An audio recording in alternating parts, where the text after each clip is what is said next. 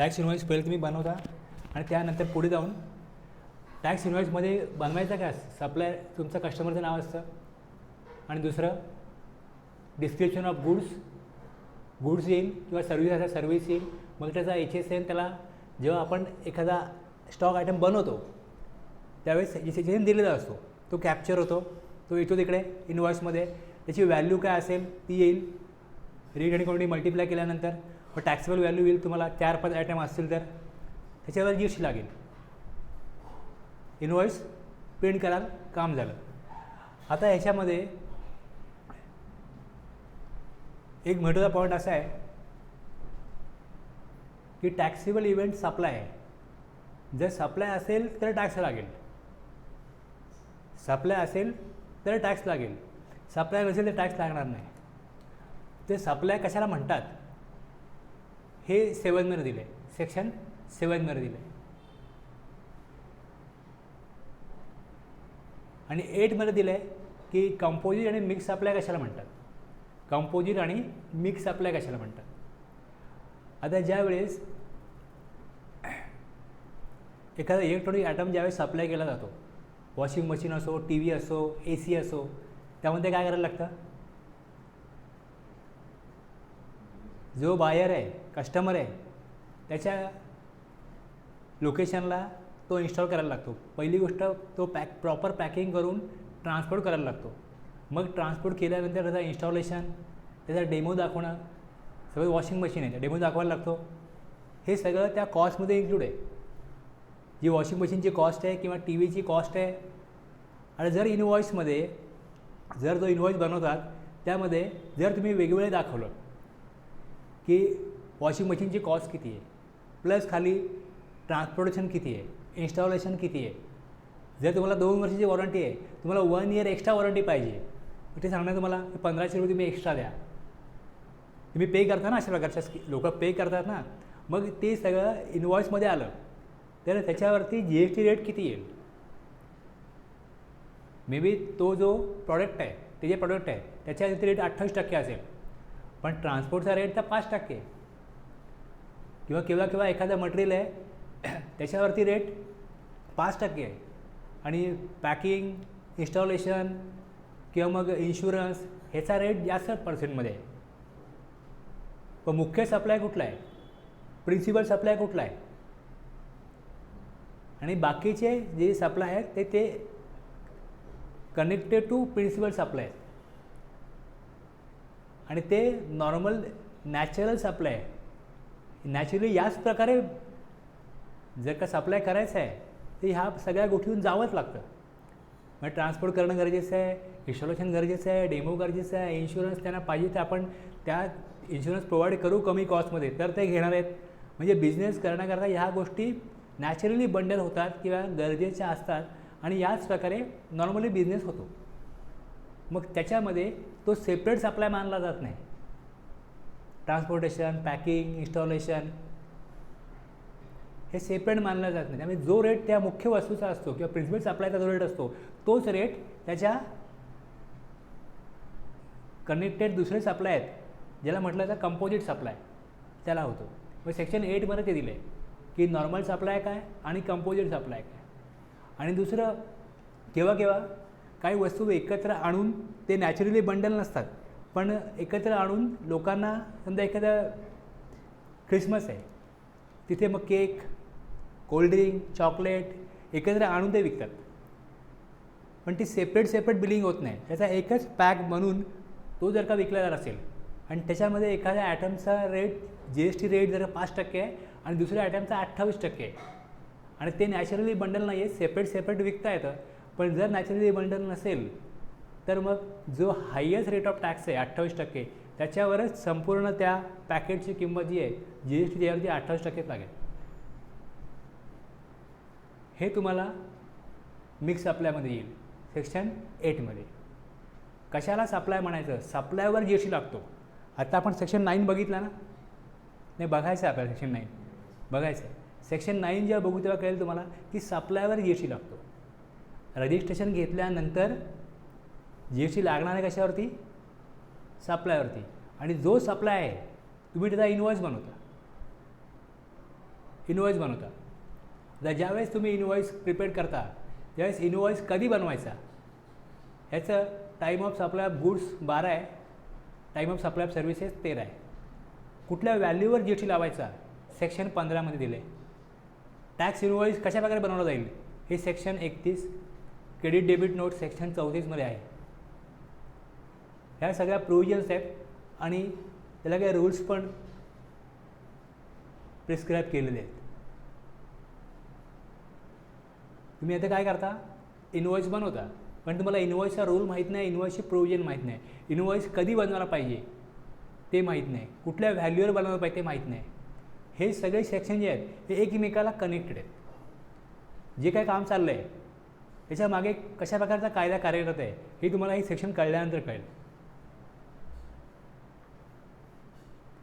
Composition levy section 10 आहे. Power to grant एक्झम्पशन section 11 आहे. Section 9 government notify करेल की सप्लाय ऑफ गुड्स आहे, सप्लाय ऑफ सर्व्हिसेस आहे, कुठल्या गुड्सवरती जी एस टी रेट किती असेल. तसे गव्हर्नमेंटकडे पॉवर आहे की ते काही गुड्स आणि काही सर्व्हिसेस करमुक्त ठेवू शकतात. करमुक्त ठेवण्याकरता त्यांना सेक्शन 11ची पॉवर आहे, exemption from tax, power to grant exemption. त्यावेळी वैद्यकीय सेवा आहेत किंवा फळं आहेत, भाज्या आहेत ह्याच्यावरती काय जी एस टी नाही आहे. मांस मच्छी याच्यावर जी एस टी नाही आहे, ते करमुक्त आहेत.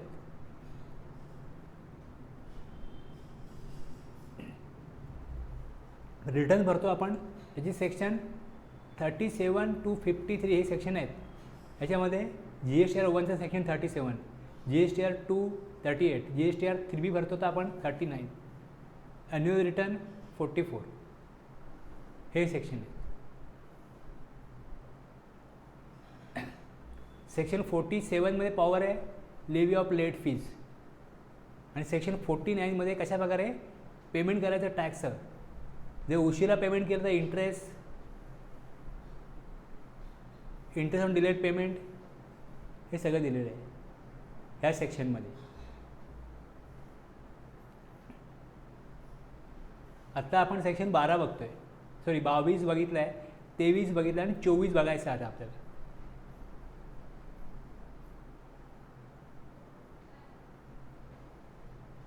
जो टॅक्स भरतो त्यामध्ये आयदर कॅश किंवा दुसरं इनपुट टॅक्स क्रेडिट वापरलं जातं. मग इनपुट टॅक्स क्रेडिट थ्रू कशा प्रकारे टॅक्सचं पेमेंट होतं त्याकरता इलिजिबिलिटी क्रायटेरिया काय कंडिशन्स आहेत सेक्शन 16.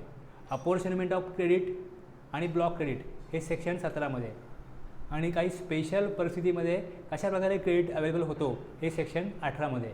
त्यामुळे हे 3 सेक्शन महत्त्वाचे आहेत. सेक्शन 16, 17, 18 इनपुट टॅक्स क्रेडिट संदर्भातले.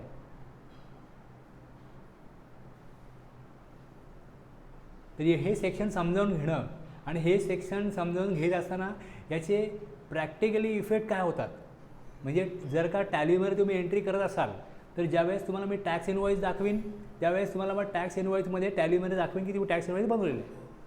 मग रूलप्रमाणे कुठले कंटेंट्स टॅक्स इनवॉइसमध्ये असायला पाहिजेत हे दिलेलं आहे रूल 46. रूल 46 काय, रूल 47 काय, 48 काय. मग त्याप्रमाणे तुम्हाला त्या सॉफ्टवेअरमध्ये जर टॅली सॉफ्टवेअर आहे, कुठले जे सॉफ्टवेअर आहे जे जी एस टी कॉम्प्लायन्सला सपोर्टिव्ह आहे त्यामध्ये रूलप्रमाणे तिथे तुम्हाला टॅक्स इनवॉइस प्रिंट करता येतो. फक्त गरजेनुसार तुम्ही काही ऑप्शन जे आहेत ते ऑन ऑफ करू शकता, इनेबल डिसेबल करू शकता, ही फॅसिलिटी त्यामध्ये असते. म्हणजे तुम्हाला ज्या प्रकारे ॲक्टमध्ये प्रोव्हिजन आहेत आणि त्याला कनेक्टेड प्रिस्क्राईब रूल आहेत हे कनेक्टिव्हली अंडरस्टँड करून त्याप्रमाणे सॉफ्टवेअर समजून घ्यायचे. तुम्हाला हे समजलं की असा ॲक्ट आहे, असे रूल आहेत, ते वापरण्याकरता तसंच सॉफ्टवेअर बनवलेलं असणार आणि मग त्याच सॉफ्टवेअरवरून तुम्ही जी एस टीच्या वेबसाईटला ती इन्फॉर्मेशन जी रिटर्न्स आहेत त्यात जी इन्फॉर्मेशन अपेक्षित आहे, ज्या फॉर्मॅट अपेक्षित आहेत ते तुम्ही तिकडे अपलोड करू शकाल. म्हणजे तिन्ही गोष्टी एकमेकांशी कनेक्टेड आहेत. तुम्हाला टॅलीमधल्या सगळे ऑप्शन माहिती आहेत, नॉट इनफ. तुम्हाला वेब पोर्टलला सगळ्या गोष्टी माहिती आहेत, पुरेसं नाही आहे. तुम्हाला फक्त लॉ माहिती आहे, पुरेसं नाही आहे. तुम्हाला तिन्ही गोष्टी माहिती पाहिजेत. आता कशाशी कुठली गोष्ट कशाशी कनेक्टेड आहे, कुठल्या गोष्टीचं अस्तित्व पहिलं आहे. सगळ्यात पहिली गोष्ट हा लॉ बनला, ह्या लॉप्रमाणे जी इन्फॉर्मेशन तुम्ही कशा प्रकारे आम्हाला द्यावी हे गव्हर्नमेंट सांगतं आहे, त्याप्रमाणे वेब पोर्टलला तसा फॉर्मॅट त्यांनी डिझाईन केला. वेब पोर्टल बनवणाऱ्या कंपनी की इन्फोसिसने ज्या प्रकारे इन्फोसिसला डेटा पाहिजे युजरकडनं, युजरची पहिली रिक्वायरमेंट काय, तो इनवॉइस बनवतो. मग इनवॉइस कसा बनला पाहिजे हे लॉमध्ये दिलं आहे. मग टॅलीमध्ये त्याचप्रमाणे सेलची एंट्री करताना इनवॉइस बनतो. आणि तीच इन्फॉर्मेशन तुम्ही एकदा का यात स्टोअर केली का तीच इन्फॉर्मेशन तुम्ही एका क्लिकमध्ये GST पोर्टलला अपलोड करू शकता. जर गव्हर्नमेंटला इन्फॉर्मेशन पाहिजे असेल की तुम्ही कोणाला माल विकला, तो रजिस्टर्ड पर्सन आहे, मग त्याचं तुम्ही डेट सांगा, इनवॉइस नंबर सांगा, डिस्क्रिप्शन ऑफ गुड सांगा, HSN काय सांगा, टॅक्सेबल अमाऊंट किती, टॅक्स किती कलेक्ट केलं त्याकडनं, ही इन्फॉर्मेशन गव्हर्नमेंटला वेबसाईटला अपलोड करून पाहिजे. तुम्ही टॅलीमध्ये एकदा इनवॉइस बनवला, बस तुमचं काम संपलं. तीच इन्फॉर्मेशन तिथे स्टोअर केली आहे, तीच उचलायची आणि अपलोड करायची. पण इथे पहिले लॉ बनवला, त्या लॉमध्ये सांगितलं रिटर्न्स कुठला असेल, त्यामध्ये कशावर टॅक्स लागेल. सेक्शन 9 सांगतो टॅक्स लागेल सप्लायवरती, आणि मग टॅक्स लागेल तो GST रेट काय असेल हे नोटिफाय होईल. मग नोटिफिकेशनप्रमाणे तुम्ही जे गुड्स बघाल, ज्यावेळेस तुम्ही सप्लाय कराल त्या गुड्सवर तुम्हाला तेवढा टॅक्स कलेक्ट करायचा आहे. सर्व्हिस असेल त्या सर्व्हिसमध्ये जो टॅक्स रेट गव्हर्नमेंटनी नोटिफाय केला आहे तेवढा टॅक्स तुम्हाला कलेक्ट करायचा आहे. मग टॅक्स कलेक्शन डॉक्युमेंट कुठलं आहे किंवा इनपुट टॅक्स क्रेडिट क्लेम करायला डॉक्युमेंट कुठलं आहे, तर तुमचा टॅक्स इनवॉइस किंवा डेबिट नोट. टॅक्स इनवॉइसमध्ये जर का अमाऊंट चुकून कमी लागली असेल आणि अमाऊंट वाढवायची असेल तर मग डेबिट नोट बनवली जाते.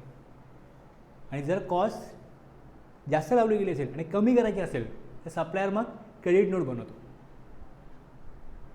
सप्लायरसाठी क्रेडिट नोट आहे तर रिसिपियंटसाठी डेबिट नोट, सप्लायरसाठी डेबिट नोट आहे तर रिसिपियंटसाठी क्रेडिट नोट, सप्लायरसाठी सेल आहे तर रिसिपियंटसाठी परचेस. तर हे डॉक्युमेंट तुम्हाला मी दिलं होतं, त्याचा उद्देश माझा हा होता. आणि तुम्ही मला विचारणं अपेक्षित होतं की हे तुम्ही कशाला पाठवलं आहे, ह्याचं काय कारण आहे. पण ते राहून गेलं, मी तुम्हाला नंतर बोललो नाही, तुम्ही मला आठवण केली नाही की हे तुम्ही आम्हाला पाठवलं आहे, तर हे कशासाठी पाठवलं आहे. थोडासा मला ओव्हरव्ह्यू घ्यायचा होता याचा की आपल्याला पुढे जाऊन काय शिकायचं आहे. तुम्हाला आत्ता एवढं तुम्ही करताय, तुम्ही टॅक्स इनवॉइस बनवताय आणि तुमच्या टॅक्स इनवॉइसमधनं तुम्ही टॅलीमधनं याला प्रिंटही काढताय आणि तिकडे तुम्हाला HSN वगैरे प्रिंट होऊन सगळं येतं. पण त्याचा सेक्शन जो आहे टॅक्स इनवॉइस बनवण्याचा किंवा क्रेडिट डेबिट नोट बनवण्याचा, तो सेक्शन 31 ते 34 आहे. आणि इनवॉइस गुड्सच्या केसमध्ये गुड्स डिलिव्हर होईपर्यंत बनवावा लागतो. सर्व्हिसच्या केसमध्ये सर्व्हिस किती दिलेली आहे हे कधी कळणार. सपोज माझा पोस्टपेड मोबाईल आहे, मोबाईल सर्व्हिस माझी पोस्टपेड आहे, तर 30 दिवस जेव्हा मी मोबाईल यूज करीन तेव्हाच कंपनीला कळेल ना मी किती कॉल केले, किती SMS केले, डेटा किती यूज केला, मग ते मला बिल पाठवतील ना. मग त्यांना ते 30 दिवसांनंतर कळणार. मग ते कळल्यानंतर ॲडमिनिस्ट्रेटिव्ह डिपार्टमेंट असेल, ते बिल ती माहिती जी आहे किती यूज झालेलं आहे हे त्यांना कळल्यानंतर मग पुढे त्याचं अकाउंटिंग एंट्री होईल, मग ते बिल डिस्पॅच होईल, मग ते बिल पोचेल रिसिपियंटपर्यंत. ह्याला काय वेळ लागेल ना. मग सर्व्हिसच्या केसमध्ये गुड्सचा नियम लागू होऊ शकत नाही की इनवॉइस तुम्ही अगोदरच बनवला पाहिजे, सर्व्हिस देण्या अगोदर हे फिक्स होऊ शकत नाही प्रत्येक सर्व्हिसच्या वेळेस. मग तिकडे सर्व्हिस तुम्ही पूर्ण परफॉर्म केल्यानंतर विदिन 30 डेज इनवॉइस इश्यू केला पाहिजे, 30 दिवसामध्ये. हे तुम्हाला तिथे कळेल टाईम ऑफ सप्लायमध्ये किती वेळेत इनवॉइस बनला पाहिजे. गुड्सच्या केसमध्ये इनवॉइस कधी बनवला पाहिजे सेक्शन 12 सांगेल. सर्व्हिसच्या केसमध्ये इनवॉइस कधी बनवला पाहिजे सेक्शन 13 सांगेल. इनवॉइसमध्ये काय काय कंटेंट पाहिजेत ते तुम्हाला रूल 46 सांगेल. सेक्शन 31मध्ये टॅक्स इनवॉइस बनवायचं आहे, पण त्यात कंटेंट काय असतील त्याकरता वेगवेगळे रूल आहेत. 46 ते 55 इतके रूल आहेत त्याच्यामध्ये. 46, 47, 48, 49 अप टू 55 पर्यंत जातील. हे सगळं आपल्याला शिकायचं आहे. आत्ता आपलं फक्त चाललं आहे काय रजिस्ट्रेशन घेतल्यानंतर जो रजिस्टर पर्सन आहे त्याच्यावरती हे सगळं ॲप्लिकेबल होतं. जो अनरजिस्टर आहे त्याला काही फरक पडत नाही, त्याला काही करायचं नाही आहे. जो रजिस्टर आहे त्याच्याकरता हा सगळा खेळ आहे.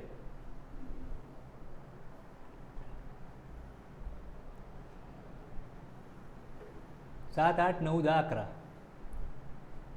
मग रिटर्न आणि पेमेंट.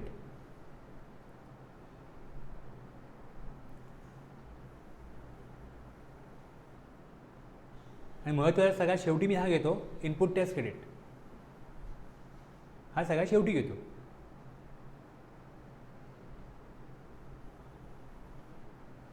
कसं होतं की जर का तुमची फ्रिक्वेन्सी अगोदरच बनली तर मी अगोदर पण घेईन, गरजेचं नाही काय.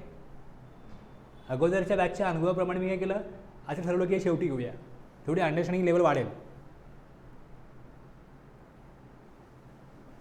मला बोलायला आवडतं आणि तुम्हाला ऐकायला आवडतं म्हणून आपण एकत्र आलेलो नाही आहोत. काहीतरी आपल्याला समजून घ्यायचं आहे आणि ते समजून घेऊन आपल्याला काहीतरी प्रॅक्टिकली आपलं काम पुढे न्यायचं आहे. उद्देश हा आहे आपला.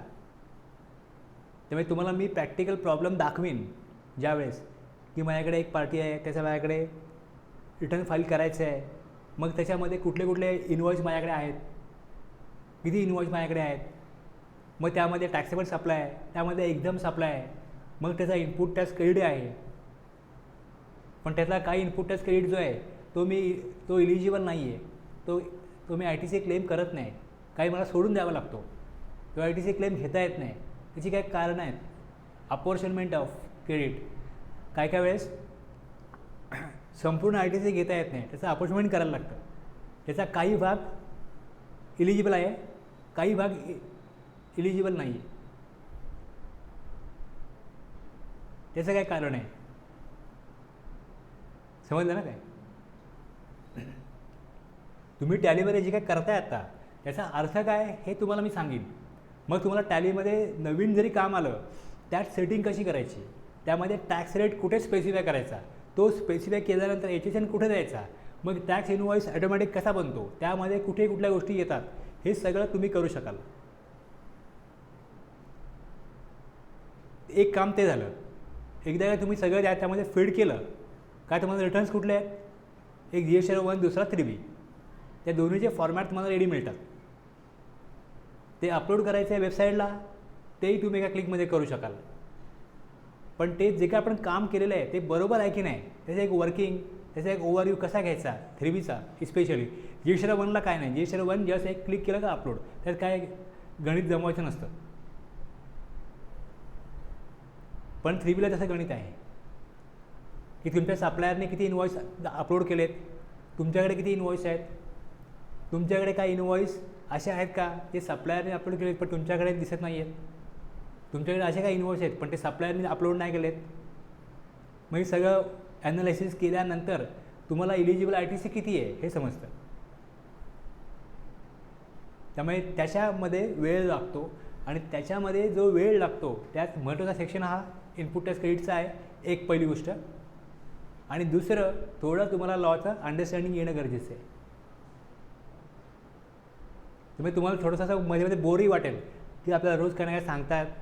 एक काही दिवस असं मला सांगायला लागेल तुम्हाला, तुमची एक लेवल राईज होण्याकरता. आणि त्यानंतर मग तुम्हाला मी टॅलीमध्ये एक नॉर्मल एक्सरसाइज करायला देईन. अकाउंट कसे बनवायचे, काय कसं करायचं, एक नॉर्मल घेईन. ते घेतल्यानंतर मग परचेस ऑर्डर, सेल ऑर्डर पण कशा प्रकारे रेकॉर्ड होतं हे पण दाखवेन. झालं दोन एक्सरसाइज का त्यानंतर एक GSTचं एक्सरसाइज घेईन की ज्यामध्ये कशा प्रकारे सेटिंग केली जाते. आणि मग हळूहळू हे सगळे जे टॉपिक आहेत, व्हॅल्युएशन, इनवॉइस, हे सगळं मी लिंक करेन. कार्यक्रम असा आहे आपला.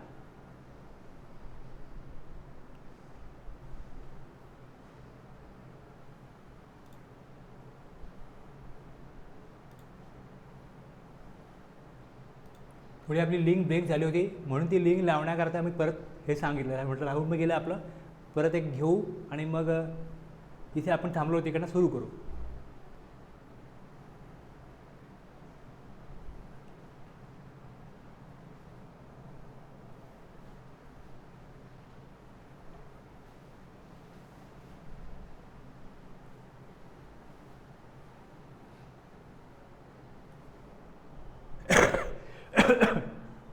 सॉरी, सेक्शन 24 सुरू कसं होतं बघा.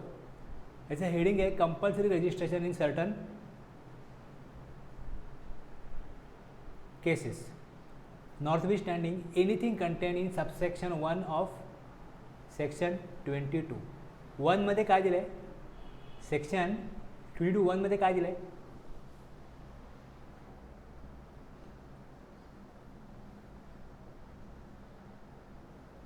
तिकडे सबसेक्शन 4 आहेत ना, 22मध्ये 4 आहेत ना, लायबल फॉर रजिस्ट्रेशन. मग 22(1) काय,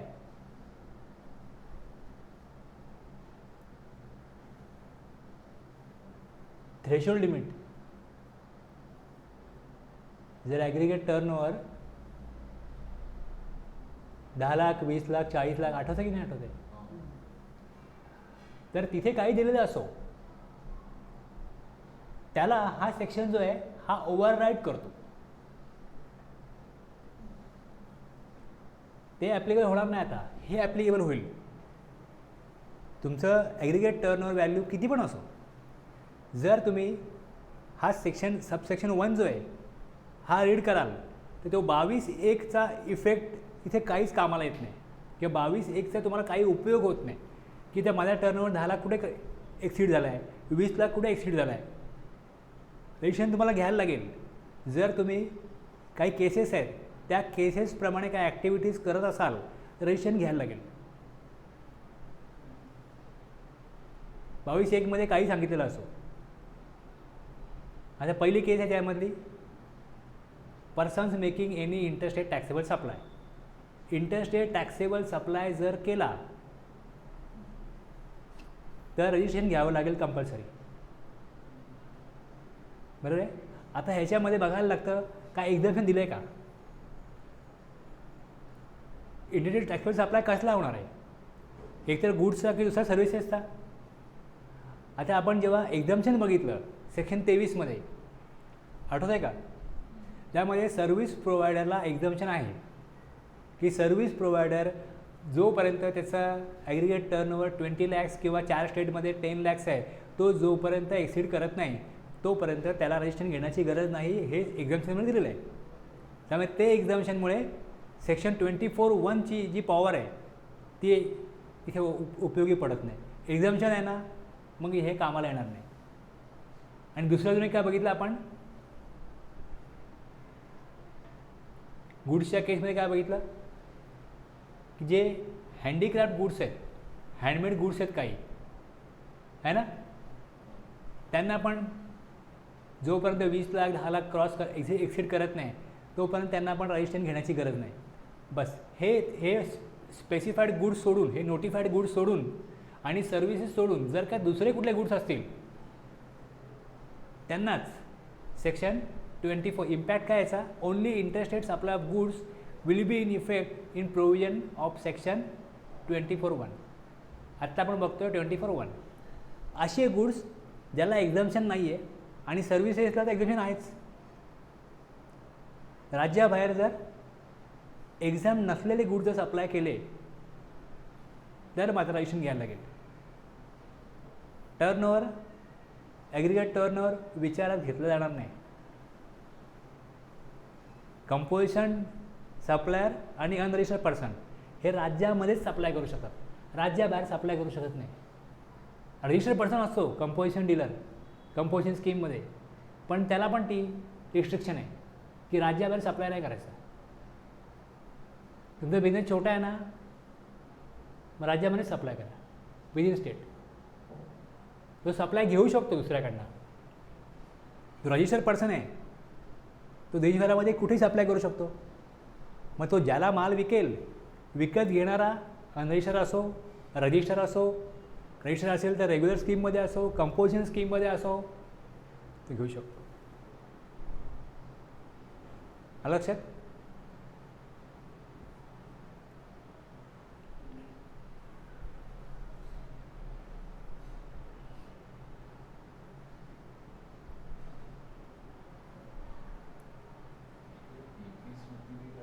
हां,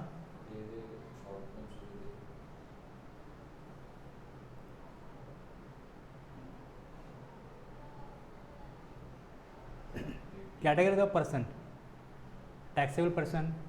इथे एक मिनिट, हे मी पहिलेच वरती स्क्रीन दिलेलं आहे इकडे. हे वेगवेगळे आहेत. CTP casual taxable person, non resident taxable person NRTP. मग पुढे ISD input service distributor, OIDER outside India to a person in India other than registered person. काय सर्व्हिसेस आहेत ते जे पर्सन्स आहेत, category of persons TP, CTP, NRTP, ODA, IR, TDS, TCS, ISD shall be required to be registered under this act. Category of person हे आपण त्याला heading दिलेलं आहे.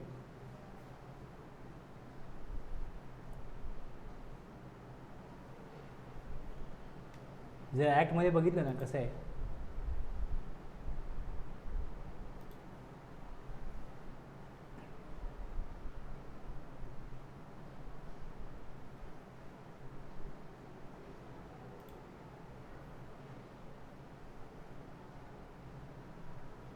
(24)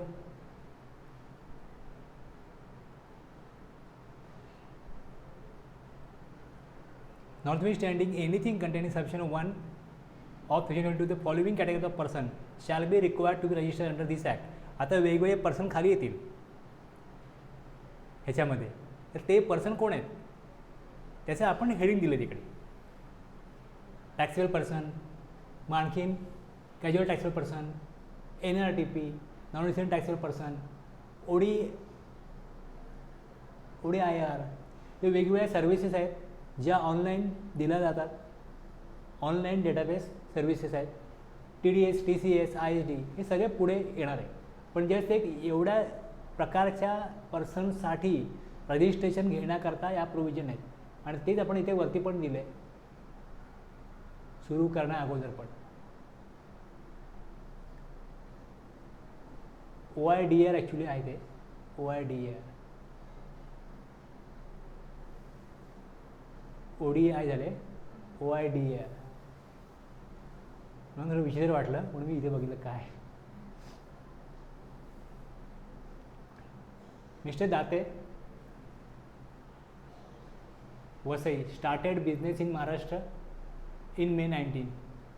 His turnover up to 15/1/2020 is rupees 5 lakh. छोटा business आहे, बरोबर आहे. आता वसईवरून त्यांनी महाराष्ट्रामधनं वापी गुजरातला सप्लाय केला, तर हा इंटरस्टेट सप्लाय होतो. सेक्शन 24(1) प्रमाणे त्यांना रजिस्ट्रेशन घ्यायला लागेल.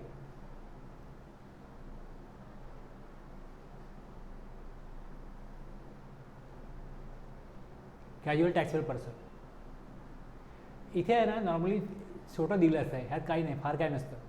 आपण त्याला व्यवस्थित समजून घेण्याकरता त्याला ब्रेक करून घेतो. त्याचं मिनिंग काय, आता कॅज्युअल टॅक्सेबल पर्सन म्हणजे कोणाला म्हणतात, मग त्याची डेफिनेशन कुठे आहे. डेफिनेशन तुम्हाला सापडते सेक्शन 2 मध्ये, क्लॉज 20 मध्ये. कोण आहे casual taxable person making taxable supply. Tax कोणाला मिळतो, स्टेट गव्हर्नमेंटला. आता रजिस्ट्रेशन हे स्टेट गव्हर्नमेंटला टॅक्स मिळायला पाहिजे म्हणून प्रत्येक स्टेटमध्ये रजिस्ट्रेशन घ्यायला लागेल जर एखाद्या टॅक्सेबल पर्सननी त्या स्टेटमध्ये सप्लाय केलं तर. तुम्ही महाराष्ट्रामध्ये परमनंट बिझनेस करताय, तुम्ही रजिस्ट्रेशन महाराष्ट्रामध्ये घ्याल, पण समजा तुमच्या कॉन्ट्रॅक्टमुळे किंवा समजा दुसऱ्या एखाद्या स्टेटमध्ये एखादा छोटा मोठा काय तुम्हाला कॉन्ट्रॅक्ट, छोटासा प्रोजेक्ट आहे किंवा असा प्रोजेक्ट आहे त्यातलं तुम्हाला छोटंसं कॉन्ट्रॅक्ट मिळत आहे, जे कॉन्ट्रॅक्ट तुमचं 60 दिवसामध्ये 50 दिवसामध्ये पूर्ण होईल. नंतर पुढे पुन्हा दुसरं काम मिळेल की नाही गॅरंटी नाही. पण जर तुम्ही दुसऱ्या स्टेटमध्ये जाऊन सप्लाय करायला लागाल तर मग टॅक्स कोणाला मिळेल. तुमच्या स्टेटमधनं तुम्ही काम इथे करताय तर त्या स्टेटला टॅक्स कसा मिळेल. तुम्ही टॅक्स जो कलेक्ट कराल तो कलेक्ट जर का त्या स्टेटमधनं टॅक्स कलेक्ट करताय तर त्या स्टेटला टॅक्स मिळायला पाहिजे. दुसरी गोष्ट, तुम्हाला इनवर्ट सप्लाय घ्यायला लागेल. मग त्या स्टेटच्या टेरिटरीमध्ये जाऊन जर तुम्ही इनवर्ट सप्लाय आउटवर्ट सप्लाय घेत असाल तर रजिस्ट्रेशन त्या स्टेटमध्ये घ्यायला पाहिजे. पण जर का अशा प्रकारे परमनंट प्लेस नसेल तिकडे किंवा तिकडे परमनंट बिझनेसला स्कोप नसेल, पण गव्हर्नमेंटला टॅक्सही पाहिजे असेल, मग गव्हर्नमेंटनी काहीतरी अशी व्यवस्था करायला पाहिजे की गव्हर्नमेंटलाही टॅक्स मिळेल आणि जो पर्सन आहे त्यालाही बिझनेस मिळेल. म्हणून गव्हर्नमेंटनी काय केलं, एक वेगळं स्टेटस काढलं, कॅज्युअल टॅक्सेबल पर्सन, की जर तुम्ही दुसऱ्या स्टेटमध्ये जाल जिकडे तुमचा परमनंट प्लेस ऑफ बिझनेस नाही आहे, तिकडे तुमचा फिक्स प्लेस ऑफ बिझनेस नाही आहे, तर तुम्ही एक ठराविक पिरियड करता तिकडे जाऊन जर काम करणार असाल, मॅक्झिमम तो पिरियड त्यांनी 90 दिवस दिलेत. जर 90 दिवसाकरता तुम्हाला जर का काम मिळालं असेल, ते काम तुमचं 90 दिवसामध्ये होणार असेल, तर तुम्ही कॅज्युअल टॅक्सेबल पर्सन म्हणून तिथे रजिस्ट्रेशन घ्या. त्या स्टेटमध्ये टॅक्स जसं आपण आता ॲप्लिकेशन देतो तसं ॲप्लिकेशन द्यायचं आणि त्यामध्ये स्पेसिफाय करायचं की मी कॅज्युअल टॅक्सेबल पर्सन आहे.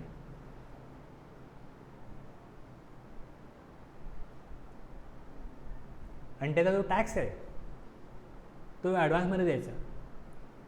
आणि जेव्हा तुमचा सप्लाय होणार असेल त्याच्या ॲटलिस्ट 5 डेज प्रियर ही प्रोसिजर करायची. तुम्ही जो ॲडव्हान्समध्ये टॅक्स जमा कराल, आयदर तुम्ही जो सप्लाय करणार आहात तुम्हाला आणखीन टॅक्स द्यावा लागेल किंवा तुम्ही दिलेला टॅक्स जास्त असेल. तुमचं काम संपल्यानंतर तुम्ही तो हिशोब द्यायचा, रिटर्न फाईल करायचा. जर अमाऊंट जास्त भरलेलं तर रिफंड मिळेल, अमाऊंट जर कमी भरलेली असेल तर एक्स्ट्रा अमाऊंट भरायची. काम संपलं,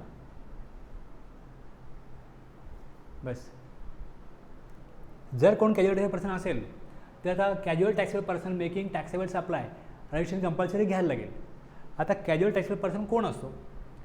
casual taxable person means a person who occasionally undertakes transactions involving supply of goods or services or both in the course or furtherance of business, whether as principal, agent or in any other capacity in a state or union territory where he has no fixed place of business. माझा fix place of business कुठे आहे? महाराष्ट्रामध्ये. पण मला गोवा, गुजरात, मध्य प्रदेश, राजस्थान, दिल्ली कुठेही समजा एखादा event आहे, जत्रा आहे, आपल्याकडे कसं चा इव्हेंट असतो, कोणाचा रोटरी क्लबचा वगैरे इव्हेंट असतो, तिकडे जाऊन तुम्हाला स्टॉल लावायचा आहे, काय सप्लाय करायचं आहे. एखादा स्पोर्ट्स इव्हेंट आहे, तिकडे जाऊन तुम्हाला स्टॉल लावायचा आहे. 8 दिवस, 10 दिवस, 15 दिवस, 1 महिना, त्यासाठी तुम्ही कॅज्युअल टॅक्सेबल पर्सन आहात आणि तुमचं त्या स्टेटमध्ये फिक्स प्लेस ऑफ बिझनेस नाही आहे. तुम्ही स्वतः जाऊन बिझनेस कराल किंवा कोणाला तरी एजंट म्हणून जाऊन तिकडे बिझनेस कराल, प्रिन्सिपल, एजंट किंवा एनी अदर कपॅसिटी. बिझनेस तुम्ही करणार आहात, गुड्स किंवा सर्व्हिस सप्लाय करणार आहात, ओकेजनली त्या प्रसंगानुरूप आहे, तर तुम्ही कोण आहात? कॅज्युअल टॅक्सेबल पर्सन आहात. रजिस्ट्रेशन तुम्हाला घ्यायला लागेल. त्याची प्रोसिजर जी आहे ना ती सेक्शन 25मध्ये आहे. एक राज्याबाहेर सप्लाय केला तर रजिस्ट्रेशन घ्यायला लागेल. दुसरं जो कॅज्युअल टॅक्सेबल पर्सन आहे त्याला रजिस्ट्रेशन घ्यायला लागेल. आता हेच पण एक्झाम्पशन आहे.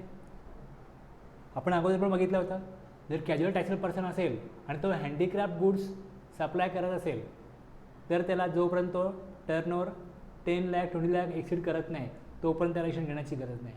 पण त्याला पॅन पाहिजे आणि त्याने ई-वे बिल जनरेट केलं पाहिजे.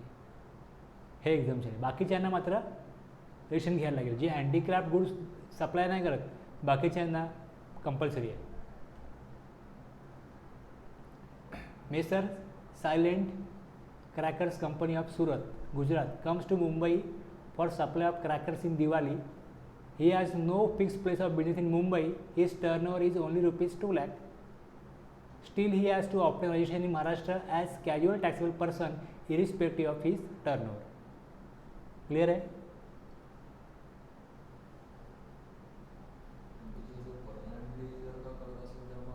परमनंटली जर का तुम्ही बिझनेस करणार असाल एखाद्या स्टेटमध्ये तर मग तुम्हाला नॉर्मली सेक्शन 22 आहे. तुमचं मग टर्नओव्हर ज्यावेळेस 20 लाख 40 लाख जेव्हा एक्सिड करेल तेव्हा घ्या रजिस्ट्रेशन. मग तुम्हाला नॉर्मल प्रोविजन ॲप्लिकेबल होईल 22C. 22 की 24ची अप्रूव्हल होणार नाही. तुम्ही एका ठिकाणी रजिस्टर तुमचं आहे आणि तुम्ही दुसऱ्या स्टेटमध्ये ज्यावेळेस जाता तेव्हा दुसऱ्या स्टेटला टॅक्स मिळण्याकरता केलेली व्यवस्था आहे. जर तुमच्याकडे फिक्स्ड प्लेस ऑफ बिझनेस आहे 4 स्टेटमध्ये 10 स्टेटमध्ये, तर मग तुमचा सगळ्या स्टेट मिळून ॲग्रिगेट टर्नओव्हर बघितला जातो. आणि जर तुमचं एका स्टेटमध्ये फिक्स्ड प्लेस ऑफ बिझनेस आहे आणि तुम्ही रजिस्टर्ड पर्सन आहात, दुसरीकडे तुम्हाला नंबर घ्यावाच लागेल तिकडे बिझनेस तुम्ही करताय म्हटल्यावरती. पण प्रॉब्लेम हा आहे टॅक्सेबल पर्सनचा की त्याचं म्हणणं आहे की मी तिकडे 4 दिवसाकरता जाऊन सप्लाय करणार आहे, त्याकरता तुम्ही मला सांगाल की रजिस्ट्रेशन घ्या, तर माझ्यासाठी हे अन्यायकारक आहे. रजिस्ट्रेशन करा, मग त्याच्या कॉम्प्लायन्सेस करा, मग 4 दिवस बिझनेस करून झाल्यानंतर मग नंबर मी कॅन्सल करायचा का? नंबर मग कॅन्सल करा.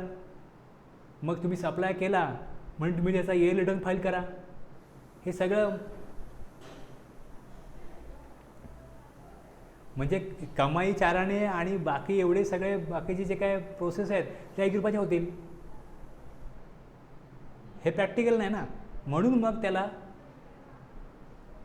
अशा प्रकारची त्यांनी प्रोव्हिजन केली. लॉ मेकर्सनी अशा प्रकारचं राज्यांना कर मिळाला पाहिजे आणि टॅक्सेबल पर्सनना कमी त्रास झाला पाहिजे, त्यातनं ही प्रोसिजर आलेली आहे काही टॅक्सेबल पर्सनची.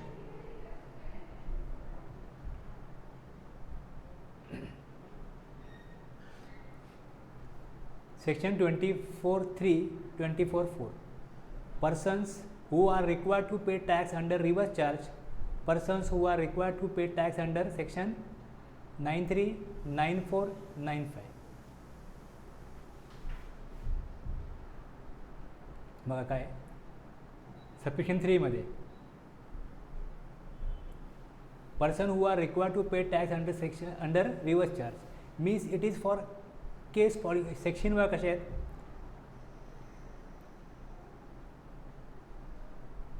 थोडं लक्षात घ्या. सेक्शन 9 जो आहे त्याप्रमाणे टॅक्स गव्हर्नमेंट कलेक्ट करतं, लेवी होते. जर सप्लाय कराल तुम्ही तर गव्हर्नमेंटला टॅक्स द्यावा लागेल.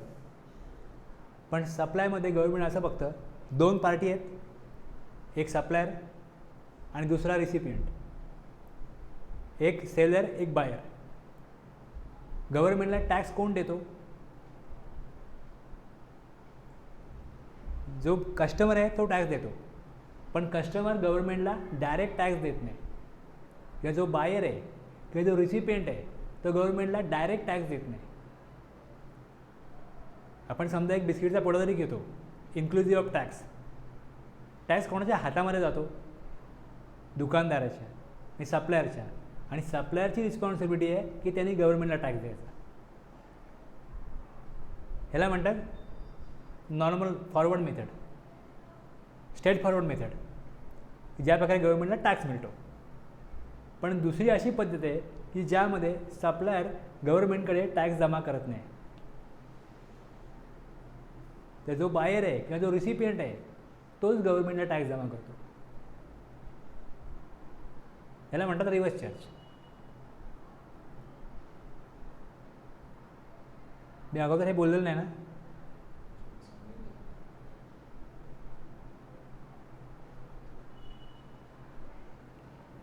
एका केसमध्ये सप्लायर रिसिपियंटकडनं त्याच्या मालाचे किंवा सर्व्हिसचे पैसे घेतो, प्लस टॅक्सही कलेक्ट करतो आणि टॅक्स गव्हर्नमेंटकडे जमा करतो. हे आपलं नॉर्मल मेथड आहे. आणि दुसऱ्या केसमध्ये सप्लायर सांगतो की तुझ्याकडून ही जी सर्व्हिस आहे किंवा हे जे गुड्स आहेत ह्याच्यावर टॅक्स मला घेता येणार नाही. टॅक्सेबल गुड्स आहे, टॅक्सेबल सर्व्हिस आहे, पण ह्याच्यावर टॅक्स जमा करण्याची जबाबदारी बाबा रे तुझीच आहे, तूच बघ. मग इनवॉइसवरती तसं लिहिलं जातं, इनवॉइसवर लिहिलं जातं असं की टॅक्स भरण्याची जबाबदारी रिसिपियंटची.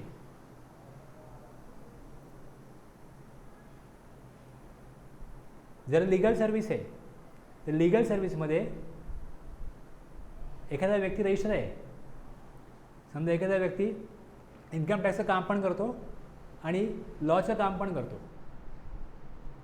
तर इन्कम टॅक्सचं काम करेल तर तो फॉरवर्ड चार्जमध्ये इन्व्हॉइस देईल. म्हणजे कामाचे पैसे घेईल प्लस टॅक्स पण घेईल. पण जर तो एखाद्याची कोर्टामध्ये केस लढत असेल किंवा त्याला लिगल ॲडवाईस देईल, तो एखाद्या व्यक्तीला आणि त्याने सांगितलं की असं माझं प्रॉपर्टी मॅटर आहे, मग त्यासाठी मग काय करता येईल, डॉक्युमेंट कुठले आहेत माझ्याकडे, माझ्या नावावरती होईल का प्रॉपर्टी, माझ्या कंट्रोलमध्ये नाही आहे, दुसऱ्या व्यक्तीच्या कंट्रोलमध्ये आहे, मी मुंबईला होतो, प्रॉपर्टी गावाला आहे, हा कुठल्याही प्रकारचा ॲडवाईस असेल तर ह्याच्यामध्ये जर टॅक्सेबल सप्लाय आहे तर तो टॅक्स कलेक्ट नाही करू शकत.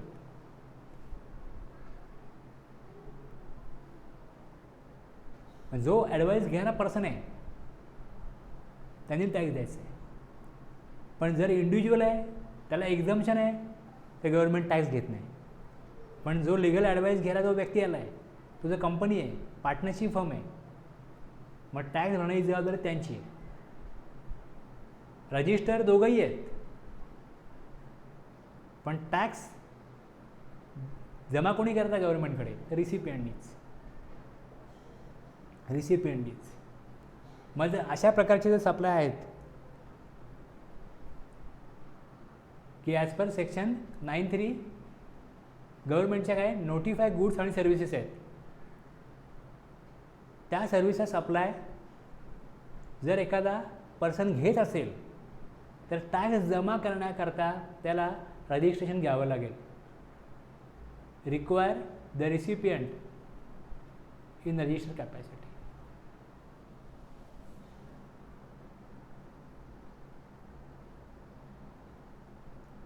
दुसरं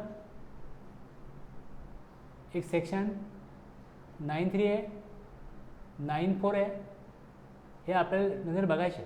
9(3) आणि 9(4). 9(3) मध्ये नोटिफाईड गुड सर्व्हिसेस आहेत, ज्यामध्ये टॅक्स जमा करण्याची जबाबदारी रिसिपियंटची आहे. आणि 9(4) मध्ये गव्हर्नमेंटने सांगितलं आम्ही नोटिफाय करू, आणि गव्हर्नमेंटने नोटिफाय केलं की बिल्डरनी जर का अनरजिस्टर्ड पर्सनकडनं सप्लाय घेतला तर त्या अनरजिस्टर्ड समजा सिमेंट घेतलं अनरजिस्टर्ड पर्सनकडनं, त्याच्यावरती टॅक्स जमा करायला लागेल बिल्डरला. तो 9(4) मध्ये कुठल्या प्रकारच्या क्लास ऑफ पर्सननी कुठल्या प्रकारचे गुड्स अनरजिस्टर्ड पर्सनकडनं घेतले तर त्याला टॅक्स द्यावा लागेल, हे सेक्शन 9(4) सांगतो.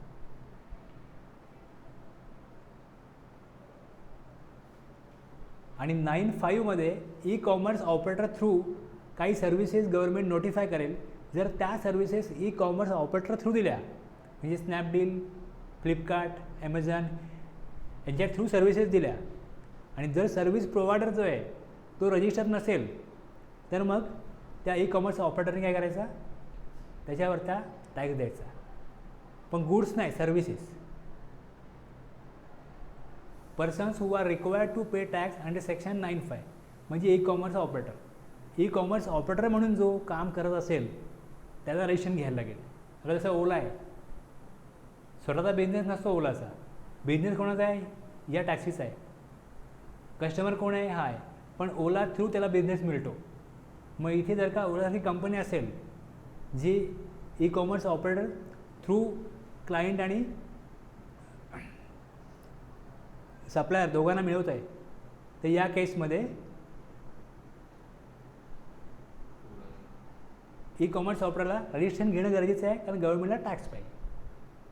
त्यामुळे एक रिव्हर्स चार्ज सेक्शन 9(3), 9(4) मधला रिव्हर्स चार्ज, आणि हा मीडिएटर आहे 9(5) मध्ये ई कॉमर्स ऑपरेटर, यांच्याकडून गव्हर्नमेंट टॅक्स घेते. हे सेक्शन आपण डिटेलमध्ये नंतर बघणार आहोत. सेक्शन 9. आता हा संपला सेक्शन आपला 22, 23, 24, म्हणजे आपली ही सिरीज संपली पूर्ण रजिस्ट्रेशनची, तर मग आपल्याला तेच बघायचं आहे. Section 9.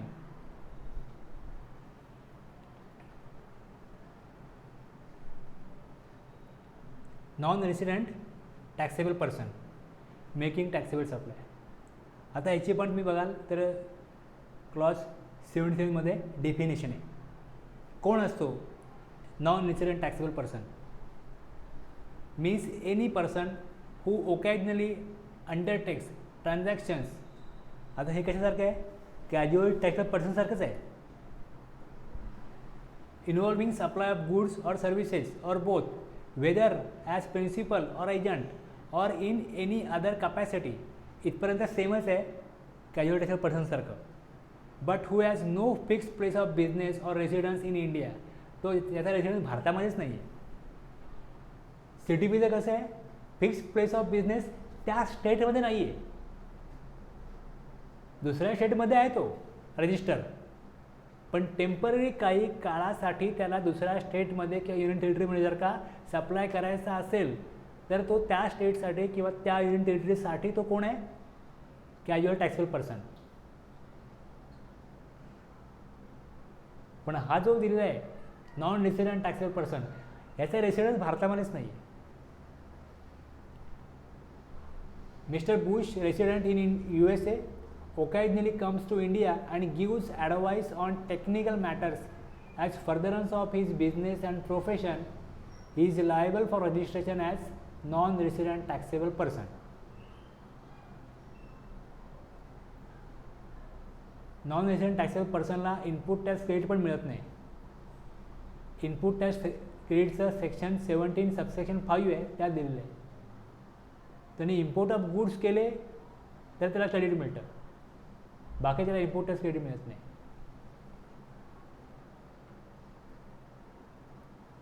TDS deductor, TDS deductor, persons who are required to deduct tax under section 51 whether or not separately registered under CGST Act. आता बघा वेगवेगळे कॉन्ट्रॅक्ट असतात, महानगरपालिकेचे वेगवेगळे कॉन्ट्रॅक्ट असतात. बघतो आपण गार्डन बनवलं आहे, वेगवेगळे स्टॅच्यूज आहेत, तिथे काम बघतो आपण चाललेलं, शिवाजी स्टॅच्यू आहे किंवा आणखीन कुठला वेगळा स्टॅच्यू आहे, ते काम केलं जातं.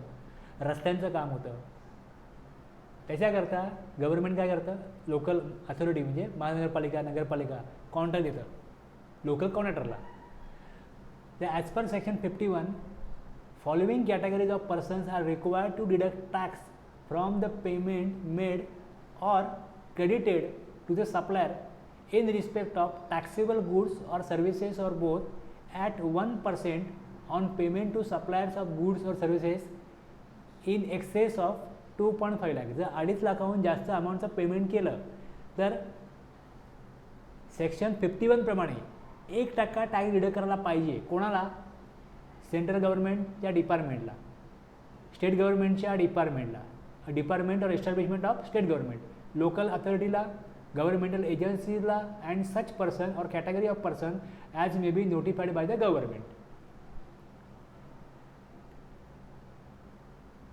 आता बघा पोस्ट डिपार्टमेंट आहे, बरोबर आहे, ते ऑलरेडी रजिस्टर आहेत, कारण ते आपण जसं त्यांच्याकडनं एक्सप्रेस पार्सल किंवा काय पाठवतो त्यावरती ते GST लावतात. जसं कुरिअर सर्व्हिस आहे, कुरिअर सर्व्हिससारखी जी सर्व्हिस पोस्ट खात्यात येईल, पोस्ट डिपार्टमेंट, त्याच्यावर GST लागेल. नॉर्मल तुमचं लेटर आहे त्यावर GST लागत नाही. आता जर का अशा प्रकारचा डिपार्टमेंट आहे की ज्यांचा GST नंबर आहे किंवा रेल्वे आहे, तुम्ही AC जाल तर मला GST लागतो.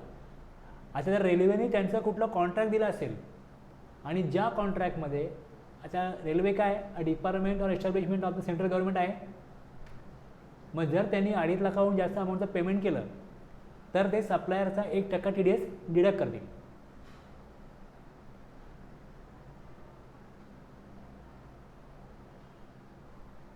त्यांच्याकडे GST नंबर आहे, पण for the purpose of as a TDS deductor त्यांना वेगळं रजिस्ट्रेशन घ्यायला लागेल. In case a person already registered under GST is required to deduct tax under section 51, he is required to take separate registration for the purpose of deducting tax under section 51. For the capacity of taxable person त्यांचे registration आहे, कारण ते business करतात. Train जेव्हा चालते तेव्हा train हा business आहे, पॅसेंजर ट्रान्सपोर्ट हा बिझनेस आहे, त्यातून टॅक्स कलेक्ट करण्याचा बिझनेस आहे.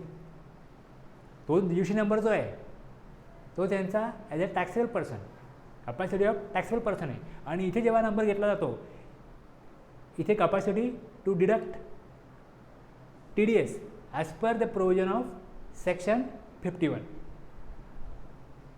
गव्हर्नमेंटचा सगळे बाकीचे जे काही महानगरपालिका आहे किंवा आणखीन कुठलं दुसरं डिपार्टमेंट आहे, त्यांचा हा बिझनेस नाही आहे की टॅक्स कधी तुम्ही गुड्स सेल करा, सर्व्हिस द्या आणि टॅक्स कलेक्ट करा. त्यांचा हा बिझनेस नाही आहे.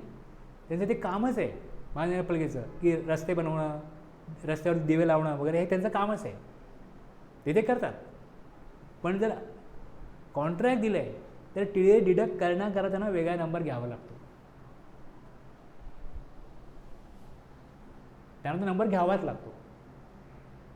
पण रेल्वेसारखा डिपार्टमेंट असेल तर त्यांचा बिझनेसही आहे आणि ते बिझनेस करतात, पण त्यांना टी डी एससाठी वेगळा नंबर घ्यायला लागतो.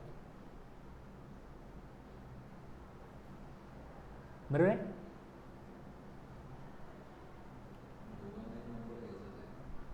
हां, पण उद्देश वेगवेगळे आहेत ना. जर टी डी एस डिडक्ट करायचं आहे तर त्याकरता त्या कॅपॅसिटीसाठी वेगळा नंबर घ्यायचा, आणि टॅक्स कलेक्ट करण्यासारखी सर्व्हिस देत असतील तर टॅक्स कलेक्ट करण्याकरता वेगळा नंबर घ्यायचा. 2 नंबर घ्यायला लागतील. जर पब्लिक अथॉरिटी म्हणून जर महानगरपालिका काम करते तर त्यांच्याकडे टॅक्स कलेक्ट करण्याचा नंबर नसेल. तसं रेल्वे काय पब्लिक ट्रान्सपोर्ट आहे, पब्लिक पॅसेंजर ट्रान्सपोर्ट आहे, आणि त्याच्यामध्ये अशा प्रकारे लक्झरी सर्व्हिस ते देत असतील तर मग त्यावरती GST त्यांना मिळाला पाहिजे. जे हायर इकॉनॉमिक क्लासमधले पर्सन आहेत, ज्यांना जास्त अमाऊंट देऊन सर्व्हिस ते घेऊ शकतात, अफोर्डेबल सर्व्हिस आहे त्यांच्याकरता, त्यांच्याकडनं GST कलेक्ट केला पाहिजे. सेम एरोप्लेनचे आहे. अशा गव्हर्नमेंटच्या काही सर्व्हिस आहेत ज्यातनं GST कलेक्ट होतो. मग त्यावेळेस तिथे रजिस्ट्रेशन घ्यावं लागतं तो टॅक्स कलेक्ट करण्याकरता. अदरवाईज गव्हर्नमेंट काय पब्लिक अथॉरिटी आहे, पब्लिक करता काम करतात ते, त्यामुळे तो बिझनेस नाही आहे गव्हर्नमेंट चालवणारा.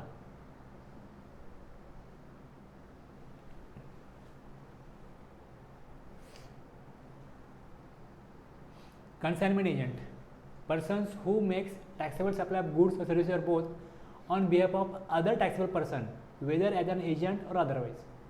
दुसऱ्याकरता सप्लाय जो करत असेल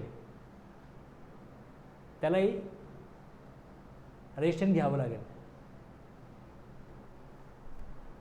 CGST ॲक्टमध्ये क्लॉज 5 मध्ये दिले एजंट मीन्स काय, including a factor, broker, commission agent, arhatia, del trader agent, or an auctioneer or any other mercantile agent by whatever name called, who carries on the business. महत्त्वाचं काय बघा, who carries on the business of supply or receipt of goods or services or both on behalf of another. मी जर का तुमच्याकरता goods sale करतोय किंवा purchase करतोय तर मी तुमचा एजंट आहे, तर मी एजंट आहे. मग जर मी परचेस करीन, तुमच्यासाठी परचेस करीन, पण मी माझ्या नावाने परचेस करत असेल, बिलिंग माझ्या नावावर होत असेल किंवा सेल माझ्या नावाने होत असेल, मी म्हणेन की मी एजंट आहे, मी काय ॲक्च्युली ठेवत नाही आहे, मला फक्त कमिशन मिळतं. पण जर त्या नावावरती इनवॉइस बनत असेल तर तो मग तुम्ही जरा एजंट म्हणा किंवा काय म्हणा, त्याला रजिस्ट्रेशन घ्यावंच लागेल.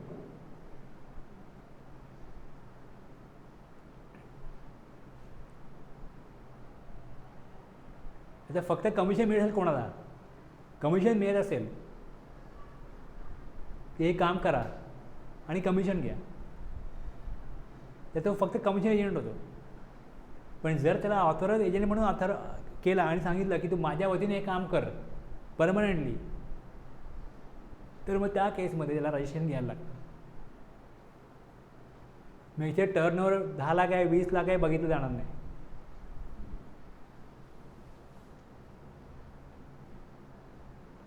हा GST ॲक्टमध्ये पण अशाच प्रकारची डेफिनेशन आहे की जो मीडिएटर आहे, जो दुसऱ्याकरता काय अरेंजमेंट करतो, हे कसं कुठे काही नोट्स मिळतात मला त्या मी टाकतो. मग मुख्य जी प्रोव्हिजन आहे त्याला तुम्ही जर का रीड कराल तर तुम्हाला काय एक्स्ट्रा माहिती मिळावी म्हणून मी काय नोट्स तिथे दिलेल्या असतात, तुम्ही वाचले दिले जातात, एक्स्ट्रा तुम्हाला माहिती मिळेल. अजून मी काही वेळ घालवत नाही याच्यावरती. आता input service distributor, ISD, input service distributor is required to obtain a separate registration even though it may be separately registered. आता एखादी बँक आहे, त्या बँकेला जसं चेक परत गेला चार्जेस लागतात, त्यावर GST पण लागतो.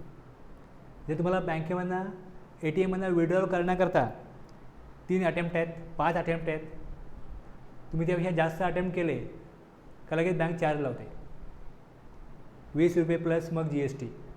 मग त्याच्याकरता बँकेचं रजिस्ट्रेशन आहे, GST कलेक्ट करण्याकरता, कारण टॅक्सेबल सर्व्हिसेस बँक प्रोव्हाइड करते. दुसऱ्या केसमध्ये काय, जसं बँकेचे हे आउटवर्ड सप्लाय झाला, तसा बँकेचा काय इनवर्ड सप्लाय असतो. बँकेकडे यात प्रिंटिंग होतं, आणखीन इंटेरियर होतं. आणि जर बँक इंटेरियर करेल तर ऑल इंडियामध्ये जेवढ्या ब्रँचेस आहेत, सपोज सगळ्यांना जण एकदम केलं इंटेरियर, तर याचा कंट्रोल कुठनं होतो, एक हेड ऑफिस तिथनं होतो. की समजा 4-5 स्टेटचा एक झोन असेल की तुम्ही ह्या 5 स्टेटचा एक झोन आहे किंवा ह्या 6 स्टेटचा एक झोन आहे, यांचं एकीकडे कंट्रोल आहे, तर त्या 6 स्टेटसाठी एक हेड ऑफिस आहे. तर कुठल्याही प्रकारचं त्यांना स्वस्त पडावं, काही सर्व्हिसेस स्वस्त पडाव्या म्हणून ते काय करतात, क्वांटिटीमध्ये सर्व्हिसेस परचेस करतात. पॅन नंबर त्यांचा एकच आहे, सगळ्या इंडियामध्ये SBIचा पॅन नंबर एकच आहे, बरोबर आहे. एकच बँकिंग कंपनी आहे. की समजा एखादी टेलिकॉम कंपनी आहे, आयडिया वोडाफोन म्हणा किंवा आणखी एअरटेल म्हणा, एकच कंपनी आहे, पण स्टेट वाईज त्यांना वेगवेगळे रजिस्ट्रेशन घ्यायला लागतं. त्यांच्या ऑफिसेस वेगवेगळ्या स्टेटमध्ये असतील आणि त्यांना त्या वेगवेगळ्या ऑफिससाठी वेगवेगळ्या सर्व्हिसेस लागत असतील, तर मग ते जो सप्लायर आहे त्याच्याकडे डील करताना सांगतील की आम्हाला 5 ठिकाणी 5 स्टेटमध्ये सर्व्हिस पाहिजे, 10 स्टेटमध्ये सर्व्हिस पाहिजे. मग त्यांना तिकडे काय करता येतं, बार्गेनिंग करता येतं, स्वस्तामध्ये त्यांना सर्व्हिस मिळते. पण मग बिलिंग कुठल्या ब्रँचच्या नावाने होईल. जर बिलिंग समजा महाराष्ट्रामध्ये हेड ऑफिस आहे तिकडनं बिलिंग झालं, तर मग ती अमाऊंट जी पेमेंट होतं आणि बिलिंग होतं ते एका GST नंबरला होतं,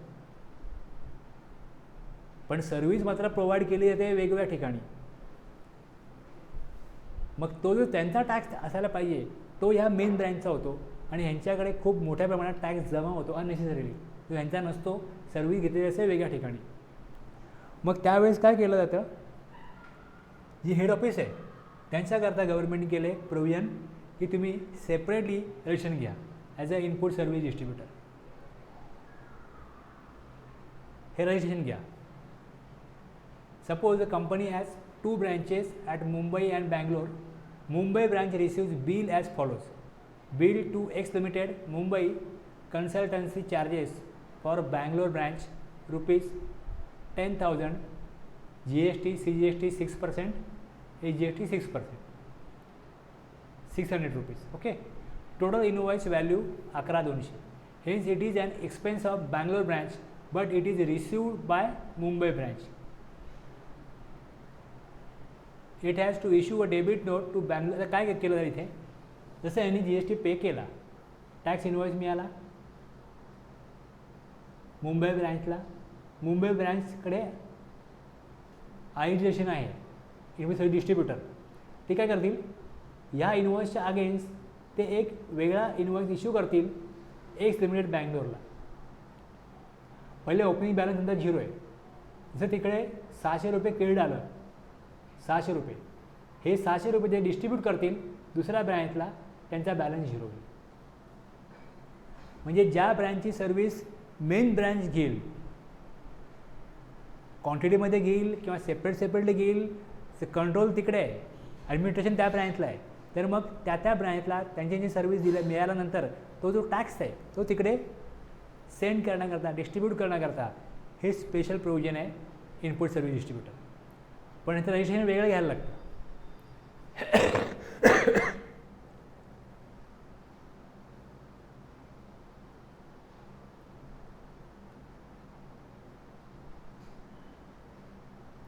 Persons supplying through ECU. Persons supplying through ECU.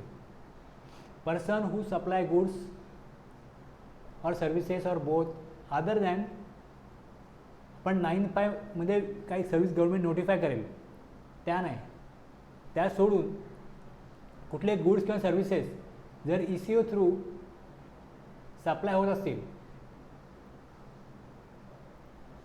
आता जसं गव्हर्नमेंटसाठी सेक्शन 51 आहे, तसं ECO करता सेक्शन 52मध्ये जर एखाद्या पर्सननी ECO थ्रू सप्लाय केला तर त्याचा 1% TCS कलेक्ट केला जातो. त्या कारण 1% अमाऊंट घेतली जाते.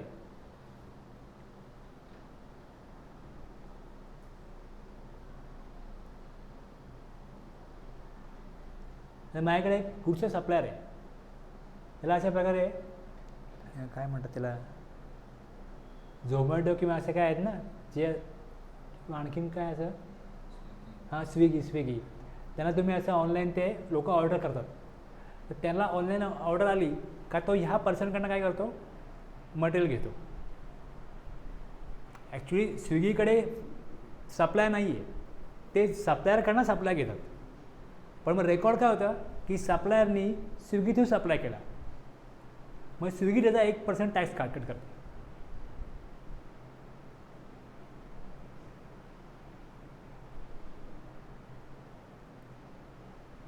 त्यांना कमिशन मिळतं, ते आपलं कमिशन कट करतात, त्यांची अमाऊंट घेतात आणि त्या कमिशनची जी अमाऊंट आहे, आम्हाला तुम्ही कमिशन पण द्या तुमचा माल विकल्याबद्दल आणि प्लस तुम्ही 1% द्या, ही त्याची अमाऊंट आहे, त्याला मिळणारच आहे ना गुड्सची. सपोज त्याचे गुड्स जर का 5,000 रुपयाचे आहेत, त्याला 5,000 रुपये मिळणारच आहेत.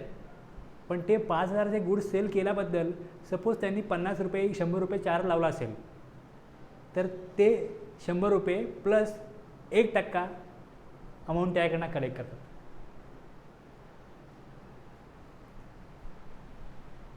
आता जो पर्सन ECO थ्रू सप्लाय करतो त्याला पण GSTमध्ये रजिस्ट्रेशन घ्यायला लागेल. Messrs Rama T supplies tea through electronic commerce operator, therefore he must obtain registration without any turnover limit.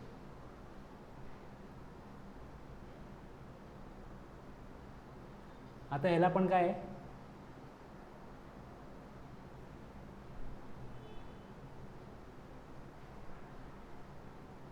persons making supplies of services through ECO with aggregate turnover up to 20 lakh एक्झाम्पशन त्याला पण आहे. जो ECO through supply करतो त्यांना पण गव्हर्नमेंटनी मुभा दिली की तुम्ही जोपर्यंत 20 लाख 10 लाख एक्सीड नाही करत तोपर्यंत तुम्हाला पण रजिस्ट्रेशन घेण्याची गरज नाही. हा सेक्शन बनवला आहे, पण आत्ता अशी परिस्थिती नाही वाटत गव्हर्नमेंटला की आत्ता या केसमध्ये लोकांना ECO थ्रू सप्लाय करण्याकरता रजिस्ट्रेशन घेण्याकरता प्रवृत्त करावं, जबरदस्ती करावी असं वाटत नाही. लॉ बनवताना त्याने लॉ बनवला, पण आता उपयुक्त परिस्थिती नसल्यामुळे त्याला एक्झिक्युशन दिलेलं आहे.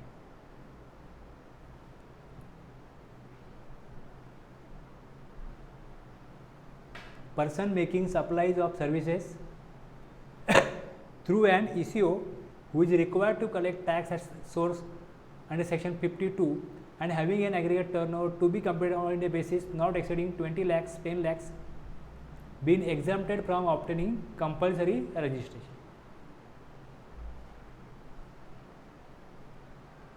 आता इथनं एक लक्षात आहे तुमच्या, all service provider whether supplying intrastate interstate through ECO will be exempt from obtaining registration. Service प्रोव्हायडरला जोपर्यंत त्यांचं ॲग्रिगेट टर्नओव्हर 10 लाख किंवा 20 लाख एक्सीड करत नाही तोपर्यंत ते राज्यामध्ये सप्लाय करा, राज्याबाहेर सप्लाय करा, ECO थ्रू सप्लाय करा, त्यांना रजिस्ट्रेशन घेण्याची गरज नाही जोपर्यंत त्यांचं ॲग्रिगेट टर्नओव्हर एक्सीड करत नाही, लिमिट एक्सीड करत नाही. त्यांना सेक्शन 24 त्यांचं काही बिघडू शकत नाही एक्झम्पशनमुळे, नोटिफिकेशनमुळे.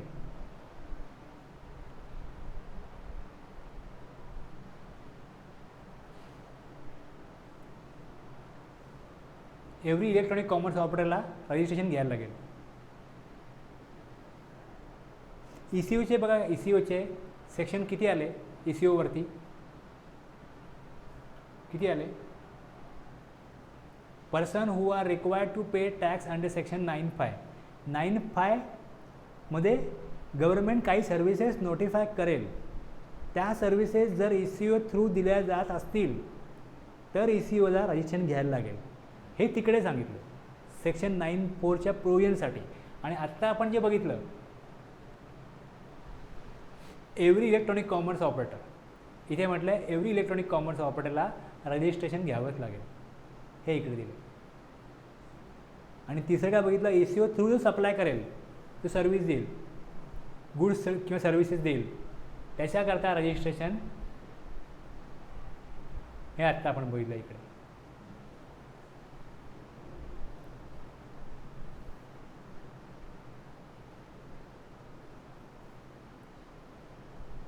ECO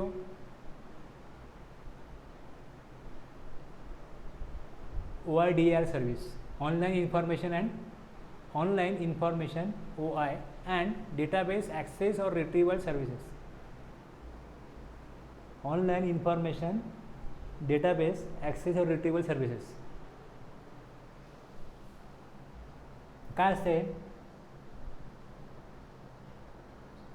हे काय असतं, online information database access and retrieval services.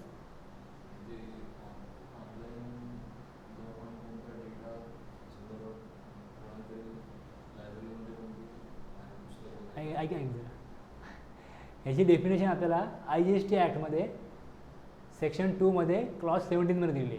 तुम्ही कशाला म्हणाल, online information and database access or retrieval services means services whose delivery is mediated by information technology over the internet or an electronic network and the nature of which renders their supply essentially automated and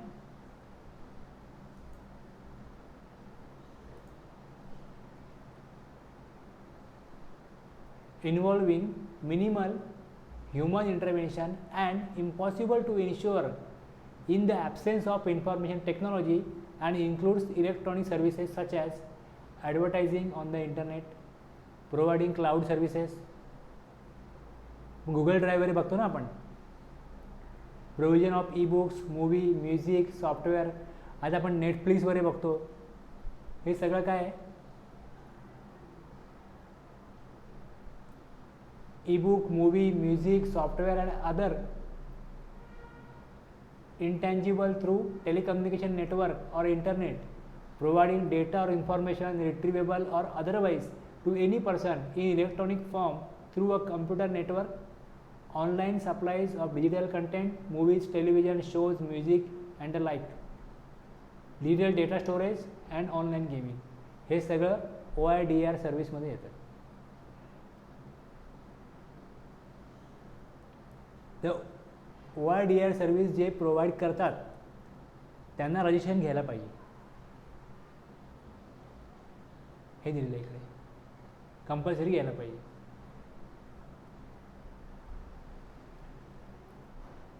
हे एवढे 11 तर आहे ना, ज्यावेळेस law maker law बनवत होते याला माहिती होते.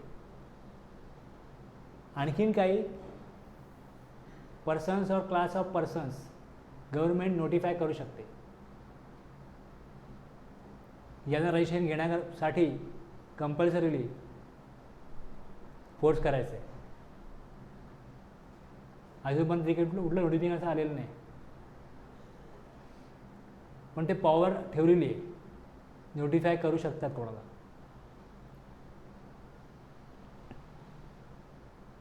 बघा आता काय काय बघितलं आपण, person making any interstate supply, casual taxable person, persons who are required to pay tax under RCM. मग ECO through service person who are required to pay tax under section 9(5), non resident taxable person,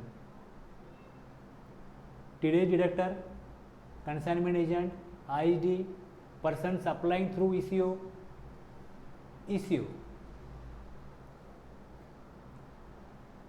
वरती काय ECO चा होता, person who are required to pay tax under section 9(5).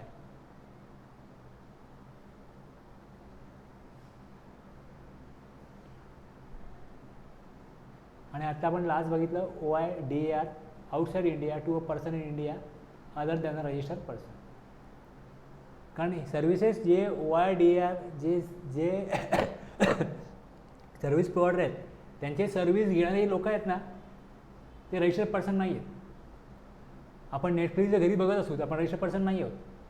जे लोक game खेळतात registered person नाही आहेत. म्युझिक ऐकतात रजिस्टर्ड पर्सन नाही आहेत. मग गव्हर्नमेंटला टॅक्स कसा मिळणार? आणि पेमेंट पण ऑनलाईन होतं, सर्व्हिस पण ऑनलाईन येते. रजिस्ट्रेशन जर घेतलं OIDR सर्व्हिस प्रोव्हाइड करणाऱ्यांनी, तर जे त्या सर्व्हिसवर जी अमाऊंट जे चार्ज करतात ती इन्क्लुडिंग टॅक्स त्यांना घ्यावी लागेल, तरच गव्हर्नमेंटला टॅक्स मिळेल ना. मग टॅक्स कलेक्ट कधी होईल? रजिस्ट्रेशन घेतल्याशिवाय होणार नाही. म्हणून ती प्रोव्हिजन आहे. तुम्हाला पिक्चर क्लिअर झाला तर काय?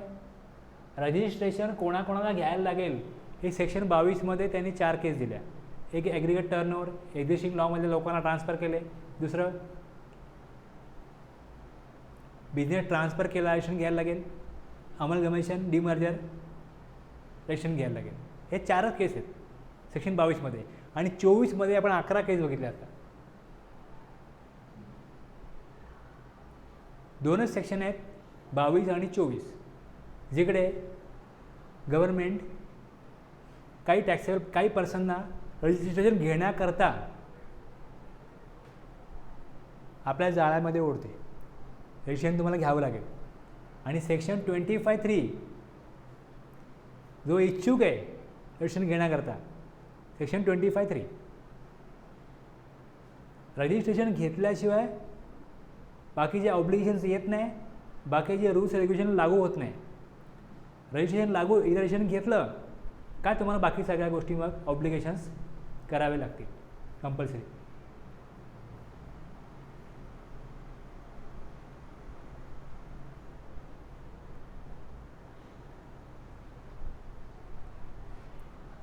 बावीस, 23, 24पर्यंत फक्त आपण समजून घेतलं रजिस्ट्रेशन कोणाला घ्यायला लागेल, रजिस्ट्रेशनपासून कोण बाहेर राहू शकतो, म्हणजे एक्झम्पशन. सेक्शन 23. आता एकदा का तुम्हाला समजलं रजिस्ट्रेशन घ्यायला लागणार आहे, का रजिस्ट्रेशन घेणं गरजेचं आहे, एकतर सेक्शन 22 प्रमाणे किंवा सेक्शन 24 प्रमाणे, का मग तुम्हाला रूल ॲप्लिकेबल होतील. रूल 8, रूल 9, रूल 10, 10A हे आपल्याला 1 by 1 बघायचे रूल. आता बरेच रूल आहेत. Section 25 procedure for registration, section 26 deem registration, section 27 आत्ता आपण जे बघितलं CTP आणि NRTP त्यांच्याकरता स्पेशल प्रोव्हिजन आहे section 27 section 25 procedure for registration.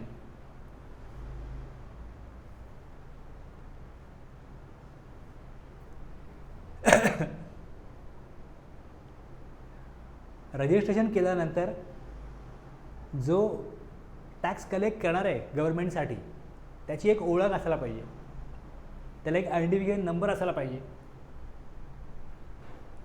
मग तो नंबर जो आहे तो पॅन बेस नंबर आहे, अकाउंट नंबर असतो. आणि रजिस्ट्रेशन हे प्रत्येक स्टेटमध्ये आहे, त्यामुळे प्रत्येक स्टेट त्या पॅन नंबरच्या अगोदर स्टेट कोड येईल. 15 डिजिट GST नंबर असतो. पुढे 1 हे त्या स्टेटमधलं रजिस्ट्रेशन नंबर 1. तर त्या स्टेटमध्ये एकाहून जास्त नंबर काढले, entity number of the same pan holder in a state, मग इकडे 2, 3 असे नंबर येतील. पुढे बाय डिफॉल्ट Z, पुढे चेकसम डिजिट 7. त्यांना इंटरनल चेकिंग करण्याकरता त्यांनी एक डिजिट ठेवलेलं आहे. State code 2 digit, pan number 10 डिजिटचा असतो, 12 झाले आणि 3 नंबर पुढे असतील, 15 डिजिटचा GST नंबर असेल. ह्याला म्हटलं जातं स्ट्रक्चर ऑफ GST.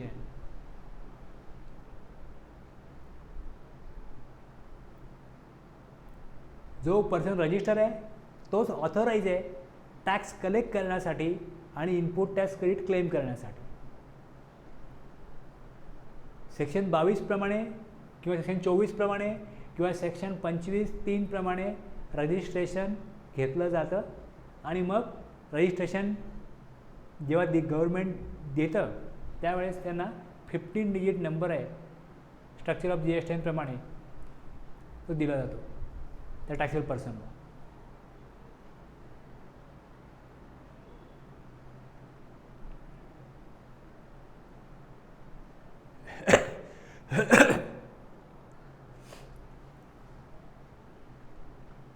सेक्शन 25मध्ये procedure for registration is govern by section 25 of the CGST act. Read with rules. काय रूल्स आहेत त्याबरोबर? कन्सेप्ट ऑफ डीप रजिस्ट्रेशन सेक्शन 26मध्ये आणि special provision casual taxable person करता आणि नॉन टॅक्सेबल पर्सन करता सेक्शन 27मध्ये. आपण दोघांची डेफिनेशन बघितलेली आहे. कोणाला म्हणायचं कॅज्युअल टॅक्सेबल पर्सन आणि कोणाला म्हणायचं non resident taxable person.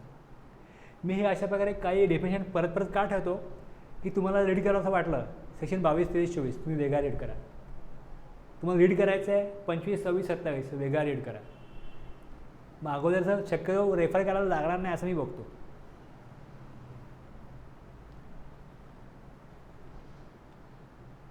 Section 25(1) normally बघा तुम्ही ज्यावेळेस लॉ रीड करता तुम्हाला हू, वेन, वॉट, वेअर, वाय ही उत्तरं मिळतात. वाय म्हणजे लॉजिक असतं आणि हाऊ म्हणजे प्रोसिजर असते. आता रजिस्ट्रेशन घ्यायला लागेल तर कुठे, वेअर अँड वेन, केव्हा, कुठे आणि केव्हा रजिस्ट्रेशन करता ॲप्लिकेशन द्यायला लागेल हे तुम्हाला कळणार आहे. रीड विथ रूल 8, 9, 10 आणि 10A.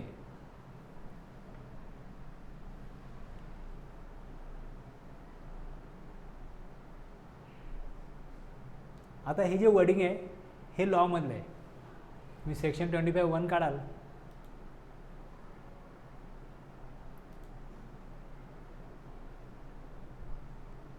दिसतं इकडे खाली एक प्रोव्हिजन आहे, हा दुसरा प्रोव्हिजन आहे, पुढे एक्सप्लेनेशन आहे, हे इकडचंच आहे. एव्हरी पर्सन हू इज आणि जेव्हा मी लॉमधनं घेतो ना वर दिलं आहे बघा स्टॅट्युटरी प्रोव्हिजन तिथनं हे तरतूद काय आहे कायद्यामधली सेक्शन 25(1) दिलेलं आहे. काय every person who is liable to be register under section 22 liable झाला 22 प्रमाणे किंवा 24 प्रमाणे मग त्यांनी ही प्रोसिजर करायची आहे. सेक्शन 25(1) मधली shall apply for registration in every such state. ज्या स्टेटमध्ये त्यांनी सप्लाय केला त्या स्टेटमध्ये जर तुम्ही महाराष्ट्रामध्ये आहे आणि तुम्ही महाराष्ट्रामधनं इंटरस्टेट सप्लाय कुठेही केला, सप्लाय कुठं नाही केला महाराष्ट्रामधनं, रजिस्ट्रेशन महाराष्ट्रामध्ये घ्यायला लागेल. shall apply for registration in every such state or union territory in which he is so liable within 30 days from the date on which he becomes liable to registration in such manner and subject to such condition as may be prescribed. आता prescribe म्हटलं तर कशा प्रकारे registration घ्यायचं चे rule बनवलेले आहेत, त्या रूलप्रमाणे तो ॲप्लिकेशन देईल. जर माझं as per section 22(1) turnover limit exceed झालं असेल तर ज्या स्टेटमध्ये झालेलं आहे तिथे मला रजिस्ट्रेशन घ्यायला लागेल. जर 2 स्टेटमध्ये मिळून माझा ॲग्रिगेट टर्नओव्हर एक्सीड होतो आहे तर मग 2 स्टेटमध्ये घ्यायला लागेल रजिस्ट्रेशन.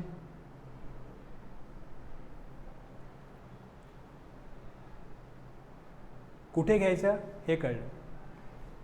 किती कालावधीत घ्यायचं 30 दिवस दिलेले. 30 दिवसामध्ये ॲप्लिकेशन द्या. तुमचे 40 लाख समजा एक्सीड झाले हे तुम्हाला कळणार कधी? काहीतरी तुम्ही अकाउंटिंग करत असाल तेव्हा कळणार ना. मे बी अकाउंटिंग रोज आपण करत नाही. आता 4 दिवसापूर्वी मला कळलं, मी आज अकाउंटिंग केलं, 4 दिवसापूर्वी आपले 40 लाख क्रॉस झाले. 4 दिवस गेले फुकट. आता 26 दिवस आहेत. त्या 26 दिवसामध्ये पुढे काय सण आहे, सुट्ट्या आहेत, काय पाऊस पडतो आहे, वादळ आहे, 30 दिवस तर ओके आहेत ना. 30 दिवसामध्ये तुम्ही रजिस्ट्रेशनसाठी ॲप्लिकेशन द्या. आपल्याला असा प्रश्न पडला पाहिजे की 30 दिवस गव्हर्नमेंटने का ठेवले असतील, 30 दिवस योग्य आहेत का योग्य आहेत? म्हणजे कुठल्याही प्रकारची अशा प्रकारची विपरीत परिस्थिती निर्माण जरी झाली तरी पण तुम्ही 30 दिवसाचं टाईम लिमिट पाळू शकता रजिस्ट्रेशन घेण्याकरता. म्हणजे तुम्हाला रजिस्ट्रेशन घेण्याची तुमची संधी हुकू नये एवढा कालावधी द्यायला पाहिजे. तर गव्हर्नमेंटला लॉ मेकरला वाटतं की 30 दिवस ओके. रोज रोज कोण अकाउंटिंग करत नाही, पण अकाउंटिंग विकली करत असतील, 10 दिवसांना करत असतील, 15 दिवसांमधनं करत असतील, त्यांना समजेल तर खरं त्यांच्या टर्नओव्हर एक्सिड झालेलं आहे.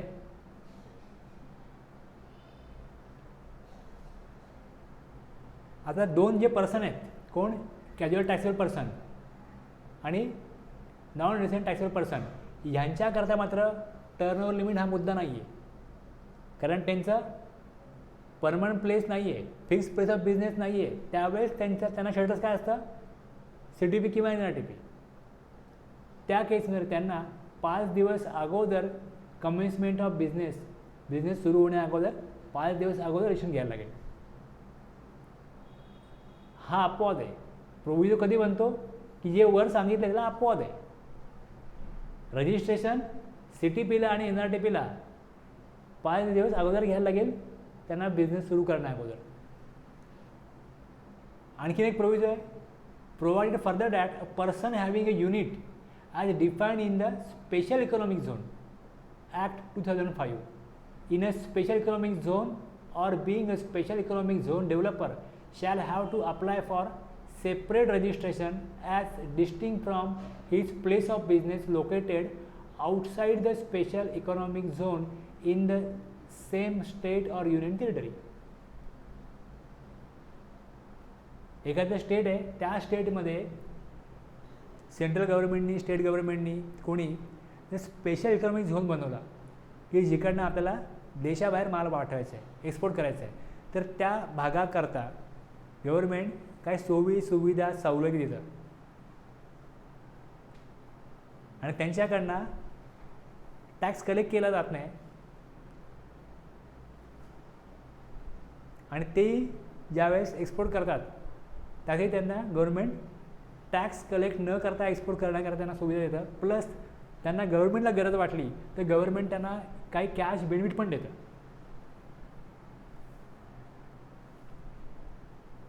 म्हणून तर आपल्याला चायनाचा माल स्वस्त येतो. ह्याचं कारण ते की चायनामध्ये असे बरेचसे स्पेशल इकॉनॉमिक झोन आहेत जिकडे देशाबाहेर व्यापार करण्याकरता गव्हर्नमेंट त्यांना वेगवेगळ्या फॅसिलिटीज आणि मोटिवेशन देतं की तुम्ही इथे माल बनवा आणि बाहेर पाठवा. तर जर एक बिझनेस स्पेशल इकॉनॉमिक झोनमध्ये आहे, दुसरा बिझनेस स्पेशल इकॉनॉमिक झोनच्या बाहेर आहे, जॉग्राफिकली दोन्ही भाग एकाच स्टेटमध्ये येतात, पण स्पेशल इकॉनॉमिक झोनमध्ये जो बिझनेस आहे त्याच्याकरता रजिस्ट्रेशन वेगळं घ्यावं लागतं आणि स्पेशल इकॉनॉमिक झोनच्या बाहेर दुसरा बिझनेस आहे त्याचं रजिस्ट्रेशन वेगळं असतं.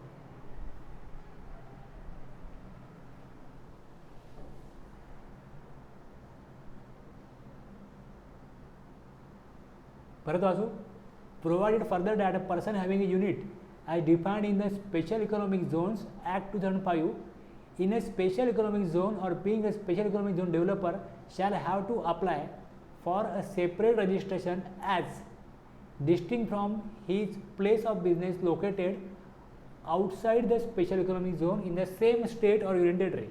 त्या स्टेटमध्ये किंवा युनियन टेरिटरीमध्ये जर त्याचं रजिस्ट्रेशन असेल तर स्पेशल इकॉनॉमिक झोन करता त्याला रजिस्ट्रेशन वेगळं घ्यायला लागेल.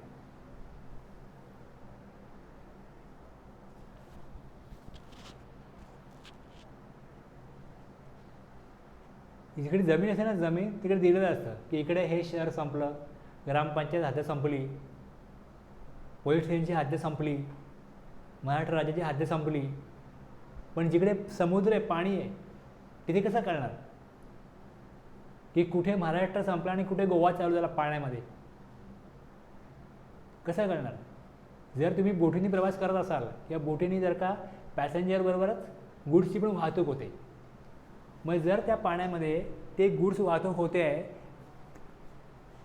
आणि एखादा समजा असा बिझनेस आहे की जो बोटी रिपेअर करणं, बोटींना सर्व्हिसेस देणं किंवा बोटींवरती गुड्स विकणं अशा प्रकारचा जर का कोणाचा बिझनेस असेल तर तो रजिस्ट्रेशन सप्लाय तो पाण्यावरच देतो आहे.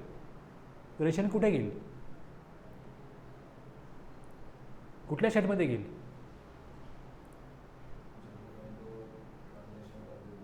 हां आता बघ ना, जर तू कधी गेला असशील बोटीने मुंबईहून गोव्याला, तर कुठे समुद्र म्हणजे महाराष्ट्राच्या आधी कुठे संपते, पाण्यामध्ये कसं कळणार? खाली एक्सप्लेन दिलं त्यांनी, explanation. Every person who makes a supply from the territorial waters of India shall obtain registration in the coastal state or union territory. म्हणजे ज्या स्टेटची तुम्हाला जमीन जवळ दिसते वेअर द नियरेस्ट पॉईंट, जिकडे जवळचा पॉईंट आहे, of the appropriate base line is located. जे स्टेट किंवा टेरिटरी जवळ आहे त्या पाण्यातनं तो तिथला सप्लाय केला असं मानलं जाईल. रजिस्ट्रेशन तिकडे घ्यायला पाहिजे. लोकेशन ऑफ सप्लायर तिकडे आहे, जिकडे जे स्टेट किंवा युनियन टेरिटरी जवळ आहे.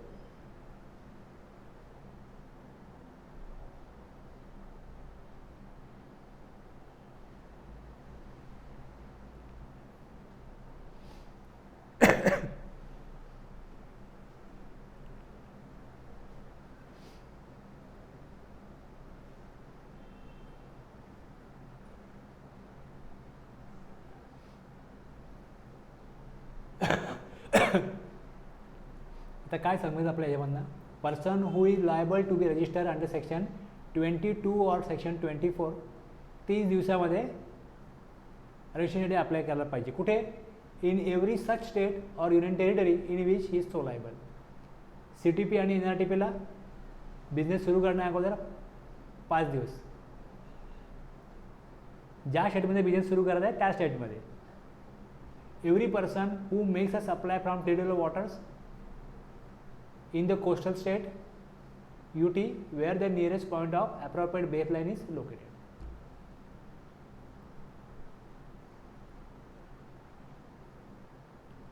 Arrow Engrave Limited is engaged in taxable supply of services in Goa. The aggregate turnover of Arrow Engrave Limited exceeded rupees 20 lakhs on 11th October. He is liable to apply for registration by 11th October in the state of Goa. Liable झाला तो त्या डेटला. Registration किती दिवसात घेईल? 30 दिवसामध्ये. Silent cracker company of Surat Gujarat comes to Mumbai for supply of crackers in Diwali. No fix place of business. मग 5 दिवस अगोदर त्यांना as a casual taxable person registration घ्यायला पाहिजे. 5 दिवस अगोदर बिझनेस सुरू करण्याअगोदर.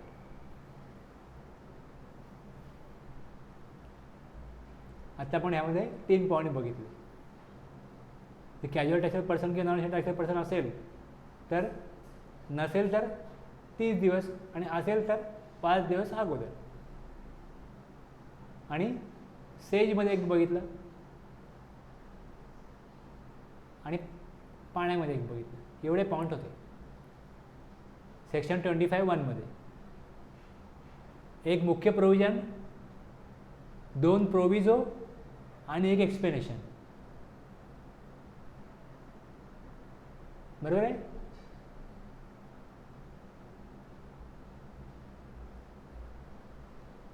जर तुम्ही बसता बसलाय ना अशा प्रकारे, जस्ट मी जेव्हा सांगितले प्रोव्हिजन का अशा प्रकारे एक तुम्हाला समरी स्लाईड देतो, तुम्ही जर त्या समरी स्लाईडवर तुमच्या नोट्स दिल्या, बरोबर आहे, सेक्शन 25(1) हे कळलं, तुमच्या लक्षामध्ये राहिले. तुम्ही नंतर वाचता की मला माहीत नाही, पण जर तुम्ही नंतर रेफर करत नसाल तर पुढे जाऊन, आता मी जसं तुम्हाला विचारलं की सेक्शन 22 सेक्शन कुठले आहेत, तुम्ही रेफर नाही केले.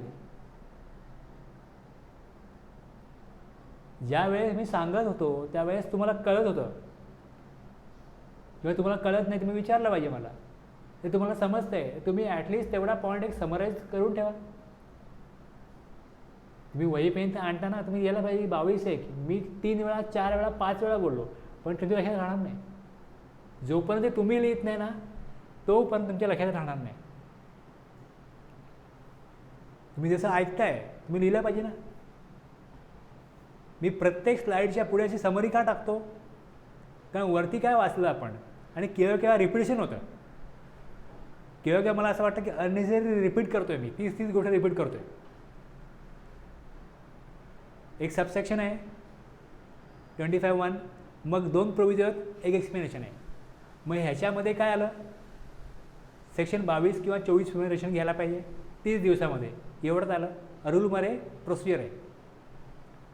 2 प्रोव्हिजन आले. आता तेच परत मी खाली परत सांगितलं आणि तेच एक्झाम्पल दिल्यानंतर पुन्हा एकदा समराईज केलं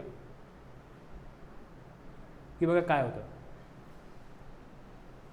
मुख्य प्रोव्हिजनमध्ये एक गोष्ट आहे, मग प्रोव्हिजनमध्ये दुसरी गोष्ट आहे, दुसऱ्या प्रोव्हिजनमध्ये सेजसाठी आहे, एक्सप्लेनेशनमध्ये पाण्यामधलं सप्लायबद्दल दिलेलं आहे. बस. मग तुम्ही हे 4 पॉईंट लिहून घेतले किंवा तुम्ही नंतर जेव्हा वेळ काढणं गरजेचं आहे, एकदा नोट समोर आणाल आणि बघाल की आत्तापर्यंत आपले सेक्शन 22 झाले, 23 झाले, 24 झाले आणि 25 चालू केलं आहे. आपल्याला काय कळलं आहे, काय आठवतं आहे आपल्याला. हे खूप असं आनंददायक आहे, खूप मजा आणणार आहे, मी बिलकुल बोलत नाही. पण जर तुम्ही स्टडी केला, तुम्हाला इंटरेस्ट निर्माण झाला, तर तुम्हाला यातले बारकावे कळतील. मी आज तुम्हाला एक ओव्हरव्ह्यू घेतला की आपल्याला आणखी निश्चित कुठले कुठले समजून घ्यायचे आहेत. ते समजून घ्यायला तुम्हाला कमी त्रास होईल जर तुम्ही पहिल्यापासून जर का कंट्रोल मिळवला तर.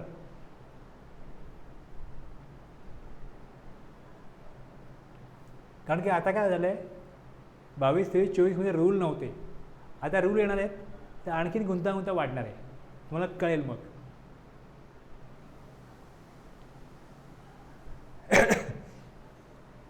Procedure for registration prescribe under rule 8, 9, 10 आणि 10A R also applicable for. आता ज्या वेळेस रूल 8मध्ये ॲप्लिकेशन द्यायचं आहे ते कोणी द्यायचं. कंपोजिशन लेवी करायची असेल तरी पण चालेल, व्हॉलंटरी रजिस्ट्रेशन असेल तरी पण चालेल, कॅज्युअल पर्सन असेल तरी पण चालेल. जेव्हा ॲप्लिकेशन दिलं जाईल त्या ॲप्लिकेशनमध्ये जर कंपोजिशन लेवी पाहिजे, कंपोजिशन स्कीम पाहिजे, ऑप्शन असतो टिक मार्क करायची. इथे विचारलं होतं रजिस्ट्रेशन तुम्ही कशाकरता घेत आहे. सेक्शन 22(1) प्रमाणे टर्नओव्हर लिमिट एक्सीड झालं तर एक्सीड. सेक्शन 24 प्रमाणे मी इंटरेस्ट रेट्स अप्लाय केला म्हणून रजिस्ट्रेशन घेतो आहे, किंवा मला RCMमध्ये रजिस्ट्रेशन घेणं गरजेचं आहे म्हणून मी घेतो आहे, अशी वेगवेगळी तिथे मला रिझन विचारले आहे. त्या रिझनप्रमाणे रजिस्ट्रेशन घ्यायचे. जर कॅज्युअल टॅक्सेबल पर्सन असेल मग ते दिलं जाईल की कॅज्युअल टॅक्सेबल पर्सन आहे, मग त्याप्रमाणे तशा प्रकारचे तुम्हाला ऑप्शन पुढे येत राहतील, जो ऑप्शन सिलेक्ट केला आहे तो. फॉर्म एकच आहे त्याकरता, रजिस्ट्रेशन फॉर्म जो आहे तो GST REG 01 येईल. The application for registration in form GST REG 01 is divided into 2 parts, part 1 आणि पार्ट B. 2 पार्टमध्ये हा तुमचा फॉर्म येईल.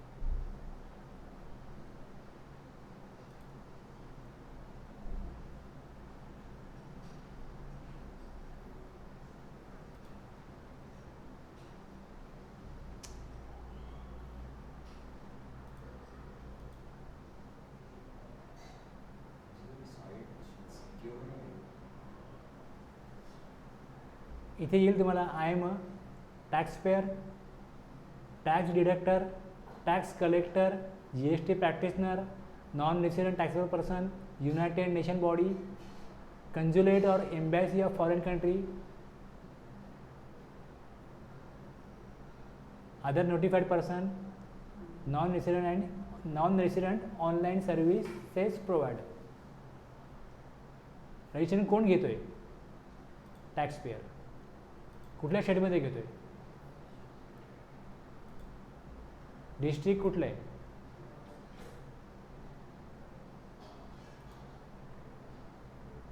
आलं? Legal name of the business, pan नंबरवरती नाव असतं ते टाकायचं असतं. प्रोपायटर असल्यास प्रोपायटरचं येईल, पार्टनरशिप असल्यास पार्टनरशिपचं येईल, कंपनीचं असल्यास कंपनीचे येईल. Enter permanent account number, enter email address, mobile number, आणि मग हा कॅप्चा टाईप केला का तुमचं इकडे OTP विचारला जाईल. टाकला OTP, पुढे जाऊन काय तुमचं पार्ट A कंप्लीट होईल.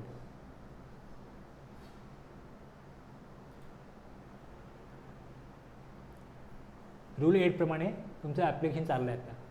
ह्या रूल म्हणजे दिलेलं आहे, declaration of pan, mobile number, email mandatory, हे कंपल्सरी आहे. पॅन मोबाईल नंबर टाका, रूल 8.2 सांगतो. कंपल्सरी आहे हे रूल 8.1 सांगतो. टाकण्याकरता व्हॅलिडेशन करणं हे रूल सब रूल 2 प्रमाणे होतं. मग एक टेम्पररी रेफरन्स नंबर मिळेल, तेवढं केलं का मग ॲप्लिकेशन सबमिट होईल, मग आधार ऑथेंटिकेशन होईल, मग अकनॉलेजमेंट मिळेल. ह्या सगळ्या स्टेप रूलमध्ये दिलेल्या असतात. रूल वाचायला जाल तर रूल असा मोठा असतो, कारण तो सगळ्या शब्दामध्ये मांडायचा असतो. जे काय करायला सांगायचं आहे शब्द असे वापरावे लागतात की नक्की त्यातून वेगळा अर्थ काढला जाऊ नये. शब्द आणि भाषा वापरताना मग पळवटा असू नये असं वाटत असेल लॉ मेकरना, तर मग ते खूप लेंदी होतं आणि कंटाळवाणं होतं. पण करायला जाऊ आपण तर पटकन असतं, काही वेळ लागत नाही याला. एव्हरी पर्सन अदर दॅन, आता ह्या बाकीच्या पर्सनना वेगळं आहे, त्यामुळे इथे एव्हरी पर्सन म्हटलं का तुम्हाला पुढे who is liable to be register section 25(1) मध्ये, and every person seeking registration under section 25(3) स्वइच्छेने घेतो आहे तो shall before applying for registration declare his permanent account number, mobile number, email address, state or union territory in part A GST RAG 1 मध्ये common portal. बऱ्याच आणि जर IIT registration पाहिजे तर वेगळं घ्यायला लागतं, सेपरेट रजिस्ट्रेशन घ्यायला लागतं. हे रूलमध्ये पण दिले. मग तुम्ही इकडे जाल, क्लिक कराल, सर्व्हिसेसमध्ये न्यू रजिस्ट्रेशन असं ओपन होईल. तिकडनं चूज कराल टॅक्स पेयर,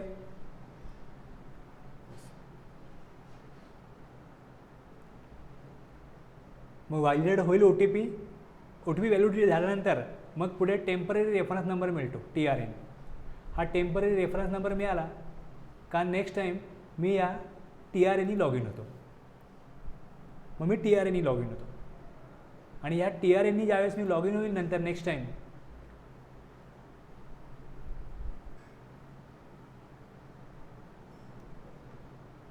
त्यावेळेस मला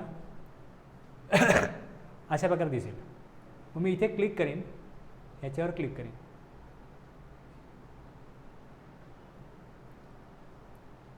असं ओपन होईल. मग इथे क्लिक केलं का खाली मला बिझनेस डिटेल टाकायला लागतील. प्रमोटर पार्टनरला क्लिक केलं का तशी माहिती खाली इकडे या भागात येईल. ऑथोराइज सिग्नेटरी कोण आहे त्याची माहिती येईल. ऑथोराइज रिप्रेझेंटेटिव्ह कोण असेल ती माहिती पण देऊ शकता. Principal place of business address द्यायला लागेल, डॉक्युमेंट प्रूफ द्यायला लागेल, additional place of business, goods आणि सर्व्हिसेस, 5 गुड्सचे HSN, 5 सर्व्हिसचे HSN द्यायला लागतील. जर एकच गुड्स असेल तर एकच गुड्स द्याल तुम्ही, सर्व्हिस नसल्यास नाही येणार.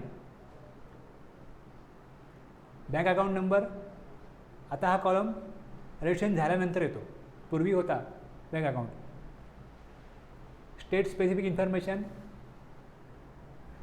आणखीन काय प्रोफेशनल अकाउंट नंबर वगैरे हे असतं ना, काय PT नंबर असतो ना, तो असेल तो द्यायचा, ती माहिती आहे ती देऊ शकतो इथे. आणखीन वेगळं काय असेल तर लायसन ती माहिती इकडे देऊ शकतो. मग व्हेरिफिकेशन होईल. हे आता एवढी माहिती भरली आहे, हे 13% दाखवतो आहे. अशा प्रकारे तुम्ही पुढे जाल तशी माहिती भरत जाल, शेवटी 100% दाखवेल सगळं भरल्यानंतर. जे इकडे दाखवलं आहे 13%, प्रोफाईल कंप्लीट 100% कंप्लीट होईल. त्यानंतर मग इकडे व्हेरिफिकेशन हे टिक करायचं, इकडे बाकी माहिती द्यायची, submit with DSC, submit with EVC. Submit EVC म्हटलं का मोबाईलला OTP येईल किंवा ईमेलला OTP तो टाकला का ॲप्लिकेशन सबमिट झालं. हा ॲप्लिकेशनचा पार्ट आहे. त्यानंतर रूल 9 मध्ये व्हेरिफिकेशन पार्ट असतो. व्हेरिफिकेशन कोण करणार? ॲप्लिकेशन कुठे पोहोचेल? प्रॉपर ऑफिसरकडे पोहोचेल. मग प्रॉपर ऑफिसर ज्याला अपॉइंट केलं आहे सगळं पुढे व्हेरीफाय करायला तो चेक करेल, 7 दिवसामध्ये रिप्लाय करेल. जर त्याला काय क्लेरिफिकेशन पाहिजे असेल का डॉक्युमेंट तुम्ही स्कॅन केले ते प्रॉपर नसतील किंवा ते गरजेप्रमाणे तुम्ही प्रोव्हाइड केले नसतील, डॉक्युमेंट मागेल तो डॉक्युमेंट द्या.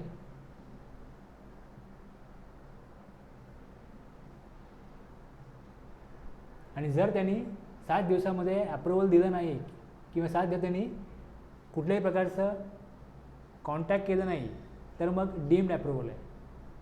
त्यांनी ॲक्सेप्ट केलं ॲप्लिकेशन असं मानलं जाईल.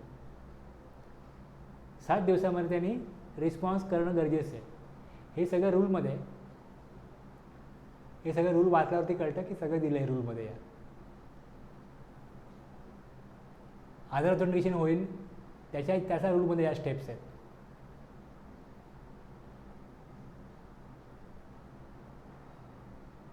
बघा आता एकदम सोपं सांगतो आहे. तुम्ही पहिल्यांदा GST 01 पाठवता. ह्याच्यामध्ये जर का त्याला काय क्लिअरिफिकेशन पाहिजे असेल तर 7 दिवसामध्ये you will get the application reference number mail तुम्हाला GST RG 03 GST ऑफिसर. त्यानंतर GST ऑफिसरकडे डॉक्युमेंट जाईल. पार्ट A कंप्लीट झाला. इकडे पार्ट B मध्ये GST ऑफिसरकडे गेल्यानंतर officer ask for more document detail. तो फॉर्म GST RG 03 असेल.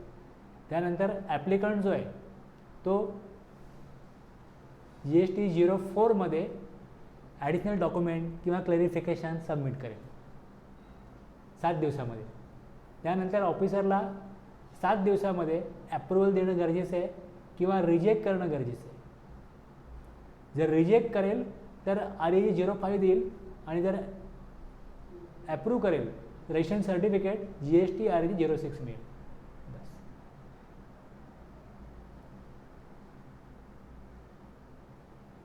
हे एवढं समजण्याकरता तुम्हाला हे सगळं एवढ्या रूलमध्ये दिलं आहे ते सगळं मी सांगत बसलो तर कंटाळवाणं होतं.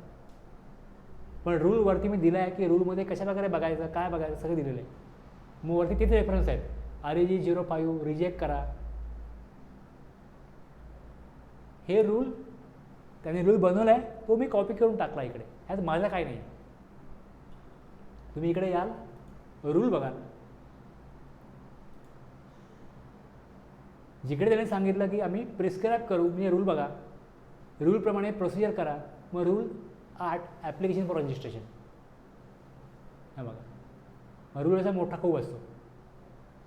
मग रूल 9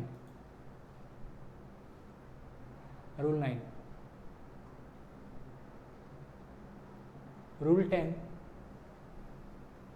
सर्टिफिकेट मिळेल, इश्यू ऑफ रजिस्ट्रेशन सर्टिफिकेट. आणि रूल नंतर 10A रिटर्न सर्टिफिकेट मिळाल्यानंतर 45 दिवसामध्ये किंवा जेव्हा रिटर्न फाईल करायचं आहे ज्या डेटला त्याच्या अगोदर बँक डिटेल सबमिट करा. Rule 10A. ओके. जिकडे थांबवलं आहे ते परत मी तुम्हाला सांगेन. जस्ट थोडंसं काहीतरी आज तुम्हाला क्रिएटिव्ह मिळावं म्हणून मी जास्त वेळ घेतलं. ओके. आणि तुम्हाला असं वाटलं की बाबा आज 9:30 वाजले थांबवा तर मी थांबवीन. मी बोललं तर की आज नका जास्त थांबू, 9:15 नका वाजवू. तुम्ही सांगायचं मला. करू क्लोज.